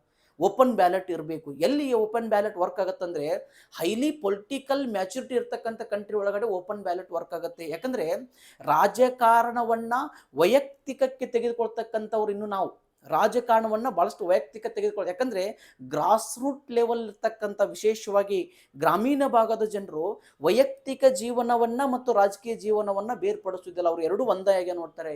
ಇವತ್ತೆಷ್ಟೋ ಗ್ರಾಮೀಣ ಭಾಗದಲ್ಲಿ ಗ್ರಾಮಗಳು ಇನ್ನೂ ಕೂಡ ದಿಕ್ಕಾಪಾಲದಲ್ಲಿ ಅಲ್ಲಿರ್ತಕ್ಕಂಥ ಅಣ್ಣ ತಮ್ಮಂದಿರಾಗಿರ್ಬೋದು, ಒಂದೇ ಒಂದು ಜಾತಿ ಮಲ್ದಿರ್ತಕ್ಕಂಥ ವೈಷಮ್ಯ ಭಾವನೆ ಇರ್ಬೋದು, ಅದು 5 ವರ್ಷಕ್ಕೊಮ್ಮೆ ನಡೀತಕ್ಕಂಥ ಗ್ರಾಮ ಪಂಚಾಯತ್ ಚುನಾವಣೆ ಇವತ್ತು ಎಷ್ಟೋ ಜನರನ್ನ ಗ್ರಾಮೀಣ ಭಾಗದಲ್ಲಿ ಡಿವೈಡ್ ಮಾಡಿದೆ. ಯಾಕಂದ್ರೆ ರಾಜಕಾರಣ ಬೇರೆ, ವೈಯಕ್ತಿಕ ಜೀವನ ಬೇರೆ ಅಂತಕ್ಕಂಥದ್ದನ್ನ ಅವರು ಬೈಫರ್ಕೇಶನ್ ಮಾಡಿ ನೋಡುವುದಿಲ್ಲ. ಈಗ ಹೈಲಿ ಪೊಲಿಟಿಕಲ್ ಮ್ಯಾಚೂರ್ ಇರ್ತಕ್ಕಂಥ ವ್ಯಕ್ತಿಗಳು, ಈ ಫಾರ್ ಎಕ್ಸಾಂಪಲ್ BS ಯಡಿಯೂರಪ್ಪನವ್ರು ಇರ್ಬೋದು, HD ಕುಮಾರಸ್ವಾಮಿ ಅವರು ಇರ್ಬೋದು, ಸಿದ್ದರಾಮಯ್ಯನವರು ಇರ್ಬೋದು, ಇವರೆಲ್ಲ ಪೊಲಿಟಿಕಲ್ ಮ್ಯಾಚೂರಿಟಿ ಪೀಪಲ್. ಇವರು ರಾಜಕಾರಣವನ್ನು ಮತ್ತು ವೈಯಕ್ತಿಕ ಜೀವನಕ್ಕೆ ಸಂಬಂಧ ಮಾಡಲ್ಲ. ಈಗ ಯಾವುದಾದ್ರೂ ಒಂದು ಫಂಕ್ಷನ್ ಯಡಿಯೂರಪ್ಪನವ್ರ ಮನೇಲಿ ಇತ್ತು ಅಂತಂತಂದ್ರೆ ಇವತ್ತು ಸಿದ್ದರಾಮಯ್ಯನವರು ಮತ್ತು ಕುಮಾರಸ್ವಾಮಿ ಅವರು ಹೋಗ್ಬಿಟ್ಟು ನಕ್ಕೊಂತ ಅವ್ರ ಮೇಲೆ ಊಟ ಮಾಡಿ ಸಖತ್ತಾಗಿ ಅವ್ರಿಗೆ ಹ್ಯಾಂಡ್ ಶೇಕ್ ಮಾಡಿಬಿಟ್ಟು ಕುಶಲೋಪರಿಯನ್ನು ವಿಚಾರ ಮಾಡಿ ಬಹಳಷ್ಟು ಸೌಜನ್ಯತೆಯಿಂದ ಮತ್ತು ಸ್ನೇಹತೆಯಿಂದ ನಡ್ಕೊಳ್ತಾರೆ. ಯಾವುದೇ ಕಾರಣಕ್ಕೂ ವೈಯಕ್ತಿಕ ಜೀವನದಲ್ಲಿ ಅವ್ರನ್ನ ಇವ್ರು ಬ್ಲೇಮ್ ಮಾಡೋದಾಗ್ಲಿ, ಇವ್ರು ಅವ್ರನ್ನ ಬ್ಲೇಮ್ ಮಾಡೋದಾಗ್ಲಿ ಮಾಡುವುದಿಲ್ಲ. ಬಟ್ ರಾಜಕಾರಣ ಅಂತ ಬಂದಾಗ ಅವರೊಂದು ವೇದಿಕೆಯಲ್ಲಿ ನಿಂತ್ಕೊಂಡು ಇವ್ರ ಸರ್ಕಾರವನ್ನ ಕ್ರಿಟಿಸಿಸಮ್ ಮಾಡಿದ್ರೆ ಇವರೊಂದು ವೇದಿಕೆ ಮೇಲೆ ನಿಂತ್ಕೊಂಡು ಅವ್ರ ಸರ್ಕಾರವನ್ನ ಕ್ರಿಟಿಸಿಸಮ್ ಮಾಡ್ತಕ್ಕಂಥ ಉದಾಹರಣೆ ಇರ್ತದ. ಯಾಕಂದ್ರೆ ಇವರು ಪೊಲಿಟಿಕಲ್ ಮ್ಯಾಚೂರ್ ಪೀಪಲ್, ಇವರೆಲ್ಲ ಇವ್ರು ರಾಜಕಾರಣಕ್ಕೆ ಮತ್ತು ವೈಯಕ್ತಿಕ ಜೀವನಕ್ಕೆ ಸಂಬಂಧಪಡೋದಿಲ್ಲ. ಯಾಕಂದ್ರೆ ಓಪನ್ ಬ್ಯಾಲೆಟ್ ಸಿಸ್ಟಮ್ ಅಂತಕ್ಕಂಥದ್ದು ಇದು ಸಾಮಾನ್ಯವಾಗಿ ಪೊಲಿಟಿಕಲ್ ಹೈಲಿ ಮ್ಯಾಚುರಿಟಿ ಕಂಟ್ರಿಗಳಿಗೆ ಒಗ್ಗುವಂಥದ್ದು. ಹಾಗಾದ್ರೆ ಇಲ್ಲಿ ಕೆಲವು ಚುನಾವಣೆಗಳಲ್ಲಿ ಭಾರತದಲ್ಲಿ ರಾಜ್ಯಸಭಾ ಮತ್ತು ವಿಧಾನ ಪರಿಷತ್ ಚುನಾವಣೆಯಲ್ಲಿ ಮಾತ್ರ ಓಪನ್ ಬ್ಯಾಲೆಟ್ ಇದೆ. ಉಳಿದಂಥ ಎಲ್ಲಾ ಚುನಾವಣೆಗಳಿಗೆ ಗ್ರಾಮ ಪಂಚಾಯತಿ, ತಾಲೂಕ್ ಪಂಚಾಯತಿ, ಜಿಲ್ಲಾ ಪಂಚಾಯತಿ, ಪಟ್ಟಣ ಪಂಚಾಯತಿ, ಪುರಸಭೆ, ನಗರಸಭೆ, ಮಹಾನಗರ ಪಾಲಿಕೆ, ಮೆಂಬರ್ ಆಫ್ ಪಾರ್ಲಿಮೆಂಟ್ MP ಚುನಾವಣೆ ಇರ್ಬೋದು, ಲೆಜಿಸ್ಲೇಟಿವ್ ಅಸೆಂಬ್ಲಿ MLA ಚುನಾವಣೆ ಇರ್ಬೋದು, ಎಲ್ಲಾ ಚುನಾವಣೆಗಳು ನಡೆಯೋದು on the base of the secrecy of the vote. ಅಂದ್ರೆ ಒಂದು ಮತದಾನ ಕೇಂದ್ರ ಒಳಗಡೆ ಒಂದು ರಟ್ಟಿನ ಬಾಕ್ಸ್ ಅನ್ನು ಇಟ್ಟು ಮರಿಗೆ ಅಂದ್ರೆ ಗುಪ್ತವಾಗಿ ಮತದಾರ ಯಾರಿಗೆ ಮತವನ್ನು ಹಾಕ್ತಾನಂತಕ್ಕಂಥದ್ದನ್ನು ಗೊತ್ತಾಗದ ಹಾಗೆ ಹೋಗಿ ತಾನು ತನ್ನ ಓಟನ್ನು ಕಾಸ್ಟ್ ಮಾಡಿ ಬರ್ತಕ್ಕಂಥದ್ದನ್ನು ನಾವು ಸೀಕ್ರೆಟ್ಸ್ ಆಫ್ ದಿ ಬ್ಯಾಲೆಟ್ ಅಂತ ಕರಿತೀವಿ. ಹಾಗಾದ್ರೆ ಇಲ್ಲಿ ಸೆಕ್ಷನ್ 29 ಮಾತಾಡ್ತದ ಮತದಾನದ ರಹಸ್ಯವನ್ನ ಕಾಪಾಡುವುದು, ಮತದಾನದ ರಹಸ್ಯವನ್ನ ಕಾಪಾಡಬೇಕು ಅಂತಕ್ಕಂಥದ್ದು. ಹಾಗಾದ್ರೆ ಚುನಾವಣಾ ಕರ್ತವ್ಯದಲ್ಲಿ ಪ್ರತಿಯೊಬ್ಬ ವ್ಯಕ್ತಿ, ನಿರತನಾದಂಥ ಪ್ರತಿಯೊಬ್ಬ ವ್ಯಕ್ತಿ, ಅಧಿಕಾರಿ ಇರ್ಬೋದು, ಗುಮಾಸ್ತ ಇರ್ಬೋದು, ಏಜೆಂಟ್ ಇರ್ಬೋದು, ಇತರ ವ್ಯಕ್ತಿಗಳಿರ್ಬೋದು, ಟೋಟಲ್ ಎಲೆಕ್ಷನ್ ಪ್ರೊಸೆಸ್ ಅಲ್ಲಿ ಇನ್ವಾಲ್ವ್ಮೆಂಟ್ ಇರತಕ್ಕಂಥ ಈಚ್ ಅಂಡ್ ಎವ್ರಿ ಪರ್ಸನ್ ಹೇಳುತ್ತಿದ್ದು section 29. Each and every person ಅಲ್ಲಿರ್ತಕ್ಕಂಥ ಪ್ರಿಸೈಡಿಂಗ್ ಆಫೀಸರ್ಸ್ ಇರ್ಬೋದು, ಪೋಲಿಂಗ್ ಆಫೀಸರ್ಸ್ ಇರ್ಬೋದು, ಪೊಲೀಸ್ ಆಫೀಸರ್ಸ್ ಇರ್ಬೋದು, BLOಗಳು ಇರ್ಬೋದು, ಅಲ್ಲಿರ್ತಕ್ಕಂಥ ಫ್ಯೂನ್ಸ್ಗಳು ಇರ್ಬೋದು, ಅಲ್ಲಿರ್ತಕ್ಕಂಥ ಮತದಾರರಾಗಿರ್ಬೋದು, ಯಾರೇ ಇರ್ಬೋದು, ಅಂದ್ರೆ ಎಲೆಕ್ಷನ್ ಪ್ರೊಸೆಸ್ ಅಲ್ಲಿ ಇನ್ವಾಲ್ವ್ಮೆಂಟ್ ಇರ್ತಕ್ಕಂಥ ಈಚ್ ಅಂಡ್ ಎವ್ರಿ ಪರ್ಸನ್ ಕೂಡ ಯಾವುದೇ ರೀತಿಯಾಗಿರ್ತಕ್ಕಂಥ ಮತದಾನದ ಸೀಕ್ರೆಸಿಯನ್ನ ಬಹಿರಂಗ ಪಡಿಸ್ಲಿಕ್ಕೆ ಅವಕಾಶ ಇಲ್ಲ. ಯಾರಿಗೆ ಮತವನ್ನು ಹಾಕಿದ್ರು ಅಂತಕ್ಕಂಥದನ್ನ ಬಹಿರಂಗ, ಯಾಕಂದ್ರೆ ನಾವು ಕೂಡ ಅಧಿಕಾರಿಗಳಾದ್ರೂ ಕೂಡ ನಾವು ಕೂಡ ನೋಡ್ಲಿಕ್ಕೆ ಬರುವುದಿಲ್ಲ. ಅವ್ರು ಯಾರಿಗೆ ಮತವನ್ನು ಹಾಕ್ತಾರ ಅದು ಅವ್ರಿಗೆ ಬಿಟ್ಟಿರ್ತಕ್ಕಂಥ, ನಾನು ಕೂಡ ನೋಡಬಾರ್ದು. As on officer I should not be seen it. ಯಾರಿಗೆ ಅವ್ರು ಓಟನ್ನು ಕಾಸ್ಟ್ ಮಾಡ್ತಾರೆ ಅಂತಕ್ಕಂಥದ್ದು. ಕೆಲವು ಸಂದರ್ಭಗಳಲ್ಲಿ ನಾವು ಮಾಕ್ ಪೋಲ್ ಅಂತ ಮಾಡ್ತೀವಿ. ಮಾಕ್ ಪೋಲ್ ಸಂದರ್ಭದಲ್ಲಿ ಖಂಡಿತವಾಗಿ ಯಾರ್ಯಾರಿಗೆ ಓಟ್ ಹಾಕಿದ್ರು ನಾವು ತರದು ನೋಡ್ತೀವಿ. ಅಂದ್ರೆ ಕಾಯ್ದೆನೂ ಕೂಡ ಹೇಳ್ತದ, ಕೆಲವು ಸಂದರ್ಭಗಳಲ್ಲಿ ಕಾಯ್ದೆ ಸ್ಪಷ್ಟಪಡಿಸಿದಂತಲ್ಲಿ ಮಾತ್ರ ಮತವನ್ನು ಬಹಿರಂಗ ಪಡಿಸಬೇಕೆ ವಿನ ಅದರ್ವೈಸ್ ಯಾವುದೇ ಸಂದರ್ಭದಲ್ಲಿ ಕೂಡ ಮತವನ್ನು ಬಹಿರಂಗ ಪಡಿಸಲಿಕ್ಕೆ ಯಾರಿಗೂ ಕೂಡ ಅಧಿಕಾರ ಇಲ್ಲ. ಯಾರು ಕೂಡ ಬಹಿರಂಗ ಪಡಿಸಿದ್ರು, ಇನ್ ಕೇಸ್ ಬಹಿರಂಗ ಪಡಿಸಿದ್ರು ಅಂತಂದ್ರೆ ಅವ್ರಿಗೆ ಕಾಯ್ದೆ ಹೇಳ್ತದ ಇಲ್ಲಿ 3 ತಿಂಗಳವರೆಗೂ ಸೆರೆವಾಸ ಅಥವಾ ದಂಡ ಅಥವಾ ಎರಡುಗಳಿಂದಲೂ ಶಿಕ್ಷೆಗೆ ಗುರಿ ಆಗ್ಬೋದು. 3 ತಿಂಗಳ ಜೈಲುವಾಸ ಕೊಡ್ಬೋದು, ಇಲ್ಲ ಬರೀ ದಂಡ ಹಾಕ್ಬೋದು, ಇಲ್ಲ ಎರಡನ್ನೂ ಕೂಡ ನ್ಯಾಯಾಲಯ ಘೋಷಣೆ ಮಾಡ್ಬೋದು. ಮತದಾನದ ರಹಸ್ಯವನ್ನ ಕಾಪಾಡದೇ ಇದ್ರೆ ಒಂದೇಳೆ ಅದನ್ನ ಹೊರಗ ಬಹಿರಂಗ ಪಡಿಸಿದ್ದು ಅದು ಪ್ರೂವ್ ಆಯಿತು ಅಂತ ನ್ಯಾಯಾಲಯದಲ್ಲಿ ಖಂಡಿತವಾಗಿ ಅವ್ರಿಗೆ ಶಿಕ್ಷೆ. ಯಾಕಂದ್ರೆ ನಮ್ಮ ಡೆಮೋಕ್ರಸಿ ಇನ್ನೂ ಕೂಡ ಮೆಚ್ಯೂರಿಟಿಗೆ ಹೋಗ್ತಾ ಇದೆ, ಇನ್ನೂ ಕೂಡ ನಾವು ಪಕ್ವತೆ ಹೊಂದ್ತಾ ಇದ್ದೀವಿ. ಯಾಕಂದ್ರೆ ಗ್ರಾಮೀಣ ಭಾಗದಲ್ಲಿ ಇನ್ನೂ ಕೂಡ ಎಷ್ಟೋ ದೊಡ್ಡ ಒಂದಿಷ್ಟು ಮನೆತನಗಳು ಏನು ಮಾಡ್ತಾ ಇದ್ವು ಅಂತಂದ್ರೆ, ಗ್ರಾಮೀಣ ಭಾಗ ಅಷ್ಟೇ ಅಲ್ಲ, ಇವನ್ ನಗರ ಪ್ರದೇಶಗಳಲ್ಲಿ ಕೂಡ ಕೆಲವೊಂದು ವರ್ಗದ ಜನರು ಕೆಲವೊಂದು ವರ್ಗದ ಜನರ ಮೇಲೆ ತಮ್ಮ ಕೈಯಲ್ಲಿ ಹಿಡಿತಲ್ಲಿ ಇಟ್ಕೊಳ್ಳೋಕೆ ಪ್ರಯತ್ನ ಮಾಡ್ತಾರೆ. ಯಾಕಂದ್ರೆ ಮತದಾನದಲ್ಲಿ ಯಾರ್ದಾದ್ರೂ ಮತನ ಇವ್ರಿಗೆ ಹಾಕ್ಯಾರ ಅಂತಂತಂದ್ರೆ ಸಾಮಾನ್ಯವಾಗಿ ಅವ್ರ ಮೇಲೆ ದ್ವೇಷವನ್ನು ಸಾಧಿಸ್ತಕ್ಕಂಥದ್ದು, ಹಗೆಯನ್ನು ಸಾಧಿಸ್ತಕ್ಕಂಥದ್ದು. ನಮ್ಮ ಹೊಲದ ಕಡೆಗೆ ನೀವು ಬರ್ತೀಯನ್ನು ನೋಡ್ತೀನಿ, ನಮ್ಮ ಮನೆಗೆ ಮುಂದೆ ಬಾ ನೋಡ್ತೀನಿ, ನಮ್ಮ ಊರೊಳಗೆ ಬಾ ನೋಡ್ತೀನಿ, ಈ ರೀತಿಯಾಗಿರ್ತಕ್ಕಂಥ ಒಂದು ಪರಂಪರೆ ಇನ್ನೂ ಕೂಡ ಕೆಲವು ಭಾಗದಲ್ಲಿದೆ. ಇನ್ನು ಬರ್ಬರ್ತೆ ಇನ್ನು ಹೋಗುತ್ತಿದೆ. ಯಾಕಂದ್ರೆ ಈಗ 15 ವರ್ಷ 20 ವರ್ಷದಿಂದ ನೋಡ್ತಕ್ಕಂಥ ಚುನಾವಣೆಗೂ ಇವತ್ತು ನಾವು 2024ರಲ್ಲಿ ನೋಡ್ತಕ್ಕಂಥ ಚುನಾವಣೆಗೂ ಮುಂದೆ 2040ರಲ್ಲಿ ನೋಡ್ತಕ್ಕಂಥ ಚುನಾವಣೆಗೂ ಭಾಳ ವ್ಯತ್ಯಾಸ ಇರ್ತದೆ. ಯಾಕಂದ್ರೆ each and every person getting more knowledge in politics today. ಯಾಕಂದ್ರೆ ಬಹಳಷ್ಟು ಪ್ರತಿಭಾವಂತ ಯುವತಿಯರು ಇವತ್ತು ರಾಜಕಾರಣದಲ್ಲಿ ಇನ್ವಾಲ್ವ್ಮೆಂಟ್ ಆಗ್ತಾ ಇರೋದ್ರಿಂದ ಇವತ್ತು ಮುಂದಿನ ದಿನಮಾನಗಳಲ್ಲಿ ರಾಜಕೀಯ ಜೀವನ ಇನ್ನೂ ಟಫ್ ಆಗುತ್ತೆ, ಬಹಳಷ್ಟು ಟಫ್ ಆಗುತ್ತೆ. ಯಾಕಂದ್ರೆ ಇವತ್ತು ಸೋಷಿಯಲ್ ಮೀಡಿಯಾಗಳಾಗಿರ್ಬೋದು, ಪ್ರಿಂಟ್ ಮೀಡಿಯಾಗಳಾಗಿರ್ಬೋದು, ಎಲೆಕ್ಟ್ರಾನಿಕ್ ಮೀಡಿಯಾಗಳಾಗಿರ್ಬೋದು, ಇವತ್ತು ಜುಡಿಷಿಯರಿ ಆಗಿರ್ಬೋದು, ಇವತ್ತು ಬೇರೆ ಬೇರೆ ಬೇರೆ ಬೇರೆ ಇವತ್ತು ಸಂವಿಧಾನದಲ್ಲಿರ್ತಕ್ಕಂಥ ಸಂಸ್ಥೆಗಳು ಕೂಡ ಇವತ್ತು ಪ್ರೋಆಕ್ಟಿವ್ ಆಗಿ ಕಾರ್ಯವನ್ನು ನಿರ್ವಹಿಸ್ತಿದ್ದವು. ಇವತ್ತು ಜನರು ಕೂಡ ಬಹಳಷ್ಟು ಸೂಕ್ಷ್ಮವಾಗಿ ಸರ್ಕಾರದ ಪ್ರತಿಯೊಂದು ಅಂಶಗಳನ್ನು ಗಮನಿಸ್ತಾ ಇದ್ದಾರೆ. Political things getting very mature right now. Upcoming days the political activity will be getting very tough, no doubt at all. So ಹಾಗಾಗಿ ಇಲ್ಲಿ 29ನೇ ಪ್ರಕರಣದಲ್ಲಿ ಮತದಾನದ ಸೀಕ್ರೆಸಿಯನ್ನು ಹೊರಗಿಡಿದ್ರೆ ಅಲ್ಲಿ 3 ತಿಂಗಳವರೆಗೆ ಸೆರೆವಾಸವನ್ನ ಕೊಡಲಿಕ್ಕೆ ಅವಕಾಶ ಇದೆ. ಹಾಗಾದ್ರೆ ನೆಕ್ಸ್ಟ್ ಸೆಕ್ಷನ್ ಬರ್ತೀನಿ, ಸೆಕ್ಷನ್ 30, ಪ್ರಕರಣ 30. ಹಾಗಾದ್ರೆ ಏನು ಹೇಳ್ತದೆ ಪ್ರಕರಣ 30? ಚುನಾವಣೆಯಲ್ಲಿ ಅಧಿಕಾರಿಗಳು ಅಥವಾ ಮೊದಲಾದವರು ಅಭ್ಯರ್ಥಿಗಳ ಪರವಾಗಿ ಕೆಲಸ ಮಾಡುವಂತಿಲ್ಲ ಅಥವಾ ಮತದಾನದ ಮೇಲೆ ಪ್ರಭಾವ ಬೀರುವಂತಿಲ್ಲ. ಯಾರ ಬಗ್ಗೆ ಹೇಳುತ್ತೆ ಅಂತಂದ್ರೆ, ಇದು ಚುನಾವಣಾ ಕಾರ್ಯದಲ್ಲಿ ಕಾರ್ಯನಿರತಗೊಂಡಿರ್ತಕ್ಕಂಥ ಅಧಿಕಾರಿ ಸಿಬ್ಬಂದಿಗಳು ಕ್ಯಾಂಡಿಡೇಟ್ ಪರವಾಗಿ ಯಾವುದೇ ಪೊಲಿಟಿಕಲ್ ಪಾರ್ಟಿ ಇರಬಹುದು, ಜಿಲ್ಲಾ ಪಂಚಾಯತಿ ತಾಲೂಕ್ ಪಂಚಾಯತಿ ಸಂದರ್ಭದಲ್ಲಿ ಪೊಲಿಟಿಕಲ್ ಪಾರ್ಟಿ ಇನ್ವಾಲ್ವ್ಮೆಂಟ್ ಇದೆ, ಗ್ರಾಮ ಪಂಚಾಯತಿ ಸಂಬಂಧಪಟ್ಟಂಗೆ ಪೊಲಿಟಿಕಲ್ ಪಾರ್ಟಿ ಇನ್ವಾಲ್ವ್ಮೆಂಟ್ ಇಲ್ಲ ಅಂತ ಕಾಯ್ದೆ ಹೇಳ್ತದ. But most political party active ಆಗೋದು ಇನ್ನು ಗ್ರಾಮ ಪಂಚಾಯತ್ ಎಲೆಕ್ಷನ್ ಅಲ್ಲಿ, ನೋ ಡೌಟ್ ಅಟ್ ಆಲ್. ಇನ್ನು ಪ್ರಾಕ್ಟಿಕಲ್ ವೇ ಹೇಳ್ತಿದ್ದು, ಥಿಯರಿ ಒಳಗಡೆ ನಾವು ಎಕ್ಸಾಮಲ್ಲಿ ಹಾಕಬೇಕು. ನಾಳೆ ನಾವು ಹೇಳಿದ್ದೆ ಅಂದ್ರೆ ಥಿಯರಿ ಒಳಗಡೆ ಬೇರೆ ಇರ್ತದ ನಮ್ಮದು, ಸ್ವಲ್ಪ ಪ್ರಾಕ್ಟಿಕಲಿ ಸ್ವಲ್ಪ ನಮ್ಮದು ಬೇರೆ ಇರ್ತದ. ಗ್ರಾಮ ಪಂಚಾಯತಿ ಚುನಾವಣೆಯಲ್ಲಿ ಯಾವುದೇ ರೀತಿಯಾಗಿರ್ತಕ್ಕಂಥ ಪೊಲಿಟಿಕಲ್ ಪಾರ್ಟಿ ಇನ್ವಾಲ್ವ್ಮೆಂಟ್ ಇರಂಗಿಲ್ಲ ಅಂತಕ್ಕಂಥದ್ದು ಕಾಯ್ದೆ ಹೇಳುತ್ತೆ. But most political party they are active in the grama panchayat election only. So no doubt at all. So ಇಲ್ಲಿ ಯಾವುದೇ ಒಂದು ರಾಜಕೀಯ ಪಕ್ಷ ಚುನಾವಣೆ ಮಾಡಿದಾಗ ನಾನೊಬ್ಬ ಅಧಿಕಾರಿಯಾಗಿ ಚುನಾವಣೆಯನ್ನು ಕಂಡಕ್ಟ್ ಮಾಡ್ತಾ ಇದ್ದೀನಿ ಅಂತಂದ್ರೆ, ನಾನೊಬ್ಬ ಎಂಪ್ಲಾಯಿಯಾಗಿ ಅಲ್ಲಿ ಕರ್ತವ್ಯ ನಿರ್ವಹಿಸ್ತಾ ಇದ್ದೀನಿ ಅಂತಂದ್ರೆ, ಅಲ್ಲಿ ಮತದಾರ ಅಥವಾ ಅಥವಾ ಎಲೆಕ್ಷನ್ ಕ್ಯಾಂಡಿಡೇಟ್ಸ್ಗಳ ಪರವಾಗಿನ ಕೆಲಸ ಮಾಡಲಿಕ್ಕೆ ಬರುವುದಿಲ್ಲ, ಇಲ್ಲ ಅವ್ರಿಗೆ ಮತದಾನದ ಸಹಾಯ ಮಾಡಲಿಕ್ಕೆ, ಅವ್ರಿಗೆ ಹೆಚ್ಚಿನ ಮತದಾನ ಬೀಳಿ ಅವರ ಮತದಾನದ ಮೇಲೆ ಪ್ರಭಾವ ಬೀರುವಂಥ ಯಾವುದೇ ರೀತಿಯಾಗಿರ್ತಕ್ಕಂಥ ಕೃತ್ಯವನ್ನು ಎಸಗಲಿಕ್ಕೆ ಅವಕಾಶ ಇಲ್ಲ. ರಿಟರ್ನಿಂಗ್ ಆಫೀಸರ್ ಇರ್ಬೋದು, ಪ್ರಿಸೈಡಿಂಗ್ ಆಫೀಸರ್ ಇರ್ಬೋದು, ಪೋಲಿಂಗ್ ಆಫೀಸರ್ಸ್ ಇರ್ಬೋದು, ಅವರ ಅಧೀನದಲ್ಲಿರ್ತಕ್ಕಂಥ ಇನ್ನಿತರ ಅಧಿಕಾರಿಗಳು. ಪ್ರಿಸೈಡಿಂಗ್ ಆಫೀಸರ್ ನೋಡಿ, ರಿಟರ್ನಿಂಗ್ ಆಫೀಸರ್ ತಗೊಂಡೈತದು. ರಿಟರ್ನಿಂಗ್ ಆಫೀಸರ್ ಅಂದ್ರೆ ಪ್ರತಿಯೊಂದು ಕ್ಷೇತ್ರಕ್ಕೆ ಇರ್ತಾರೆ. Presiding officer booth level, returning officer is head of the constituency, presiding officer is head of the booth, polling officers is the under the presiding officer. Even polling officers ಕೆಳಗಡೆ ಮತ್ತೆ ಕೆಲವು ಪ್ಯೂನ್ಸ್ಗಳು BLOಗಳೆಲ್ಲ ಬರ್ತಾರೆ. Total election process ಅಲ್ಲಿ involve ಆಗಿರ್ತಕ್ಕಂಥ ಎಲ್ಲ ಅಧಿಕಾರಿಗಳು in case candidate ಪರವಾಗಿ ಕೆಲಸ ಮಾಡಿದ್ರೆ, ಮತದಾನದ ಮೇಲೆ ಪ್ರಭಾವ ಬೀರಿದ್ರೆ ಅವ್ರಿಗೆ ಇಲ್ಲಿ 6 ತಿಂಗಳವರೆಗೆ ಜೈಲು ಶಿಕ್ಷೆ ಅಥವಾ ದಂಡ ಅಥವಾ ಎರಡುಗಳಿಂದಲೂ ಕೂಡ ಶಿಕ್ಷೆಗೆ ಗುರಿಪಡಿಸಲಿಕ್ಕೆ ಅವಕಾಶ ಇದೆ. 6 ತಿಂಗಳವರೆಗೆ ಜೈಲು ಶಿಕ್ಷೆ ಪಡಿಸಲಿಕ್ಕೆ ಇಲ್ಲಿ ಅವಕಾಶವನ್ನ ಕೊಟ್ಟಿದೆ. ಮೇಲೆ 3 ತಿಂಗಳ ನೋಡ್ಕೊಂಡ್ ಬಂದ್ರಿ. ಇಲ್ಲಿ 6 ತಿಂಗಳವರೆಗೆ ಒಬ್ಬ ಸರ್ಕಾರಿ ಅಧಿಕಾರಿ ಏನಾದ್ರು ಆ ರೀತಿ ಇನ್ವಾಲ್ವ್ಮೆಂಟ್ ಆದ್ರೆ 6 ತಿಂಗಳವರೆಗೂ. ಹಾಗಾದ್ರೆ ಇದು ಕೂಡ 30ನೇ ಸೆಕ್ಷನ್ ಕೂಡ ಅದು ಕಾಗ್ನಿಸಬಲ್ ಅಫೆನ್ಸು. 30ನೇ ಸೆಕ್ಷನ್ ಕೂಡ ಒಂದು ಕಾಗ್ನಿಸಬಲ್ ಅಫೆನ್ಸು. ಇಲ್ಲಿ ಯಾವುದೇ ರೀತಿಯಾಗಿರ್ತಕ್ಕಂಥ ವಿತೌಟ್ ವಾರೆಸ್ಟ್ ಅರೆಸ್ಟ್ ಮಾಡಬಹುದು ಪೊಲೀಸ್ ಅಧಿಕಾರಿ. ಇಲ್ಲಿ ಎಲೆಕ್ಷನ್ ಪ್ರೊಸೆಸ್ ಇನ್ವಾಲ್ವ್ ಆಗಿರ್ತಕ್ಕಂಥ ಸರ್ಕಾರಿ ಅಧಿಕಾರಿಗಳನ್ನ ಅಥವಾ ನೌಕರರನ್ನ ಅರೆಸ್ಟ್ ಮಾಡಬಹುದು ವಿತೌಟ್ ವಾರಂಟ್. ಇದು ಕೂಡ ಸಂಜ್ಞೆಯ ಅಪರಾಧ. 6 ತಿಂಗಳವರೆಗೂ ಜೈಲು ಶಿಕ್ಷೆಯನ್ನು ನ್ಯಾಯಾಲಯಗಳು ಪ್ರಕಟಿಸಬಹುದು. ಪ್ರೂವ್ ಆಯ್ತು ಅಂದ್ರೆ, ಇನ್ ಕೇಸ್ ಪ್ರೂವ್ ಆಯ್ತು, ನ್ಯಾಯಾಲಯದಲ್ಲಿ ಪ್ರೂವ್ ಆಯ್ತು ಅಂದ್ರೆ 6 ತಿಂಗಳವರೆಗೆ ಜೈಲು ಶಿಕ್ಷೆಯನ್ನು ಕೊಡ್ಲಿಕ್ಕೆ ನಿಮಗೆ ಅವಕಾಶವನ್ನ ಕಾಯ್ದೆ ಇಲ್ಲಿ ಕೊಟ್ಟಿದೆ. ಹಾಗಾದ್ರೆ ನೆಕ್ಸ್ಟ್ ಸೆಕ್ಷನ್ಗೆ ಬರೋಣ.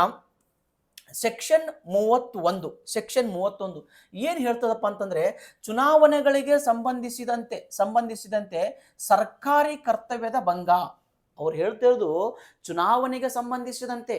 ಈಗ ನೋಡಿ, election commission of the state, ರಾಜ್ಯ ಚುನಾವಣಾ ಆಯೋಗ ಚುನಾವಣೆ ಕಾರ್ಯಕ್ಕಾಗಿ ಬೇರೆ ಬೇರೆ ಇಲಾಖೆಯ ಅಧಿಕಾರಿ ನೌಕರರನ್ನ ತೆಗೆದುಕೊಂಡಿರ್ತದ. ಶಿಕ್ಷಣ ಇಲಾಖೆಯಿಂದ, ಫಾರೆಸ್ಟ್ ಇಲಾಖೆಯಿಂದ, ಆರೋಗ್ಯ ಇಲಾಖೆಯಿಂದ, ಬೇರೆ ಬೇರೆ ಇಲಾಖೆಗಳಿಂದ ಸಾಕಷ್ಟು ಅಧಿಕಾರಿಗಳನ್ನ ನೌಕರರನ್ನ ಕೆಲಸದ ಚುನಾವಣಾ ಕಾರ್ಯಗಳಿಗಾಗಿ 1 ತಿಂಗಳ ಮಟ್ಟಿಗೆ 1.5 ತಿಂಗಳ ಮಟ್ಟಿಗೆ ಡೆಪ್ಯುಟೇಷನ್ ಮಾಡ್ಕೊಂಡಿರ್ತದ. ಅಂದ್ರೆ ನಾವು ಯಾವಾಗ election commission of state under ಬರ್ತೀವೋ, ಅವ್ರ ಆರ್ಡರ್ ಹಾಕಿ ದಿನದಿಂದ ನಮ್ಮನ್ನು ರಿಲೀವ್ ಮಾಡೋ ದಿನದವರೆಗೂ ನಾವು ಕಂಪ್ಲೀಟ್ ಎಲೆಕ್ಷನ್ ಕಮಿಷನ್ ಆಫ್ ಕರ್ನಾಟಕದ ಅಂಡರ್ ಇರ್ತೀವಿ. ಅಂದ್ರೆ ಚುನಾವಣಾ ಕರ್ತವ್ಯದ ಭಂಗ ಅಂತ ಹೇಳುತ್ತದೆ. ಚುನಾವಣಾ ಕರ್ತವ್ಯದ ಭಂಗ ಮಾಡಿದ್ರೆ ಯುಕ್ತ ಕಾರಣವಿಲ್ಲದೆ ಸರ್ಕಾರಿ ನೌಕರ ಅಥವಾ ಅಧಿಕಾರಿ ತನ್ನ ಕರ್ತವ್ಯವನ್ನ ಭಂಗ ಮಾಡಿ ಯಾವುದೇ ಲೋಪ ಎಸಗಿದರೆ ಅಂತ ವ್ಯಕ್ತಿಗೆ 500 ರೂಪಾಯಿ ದಂಡ.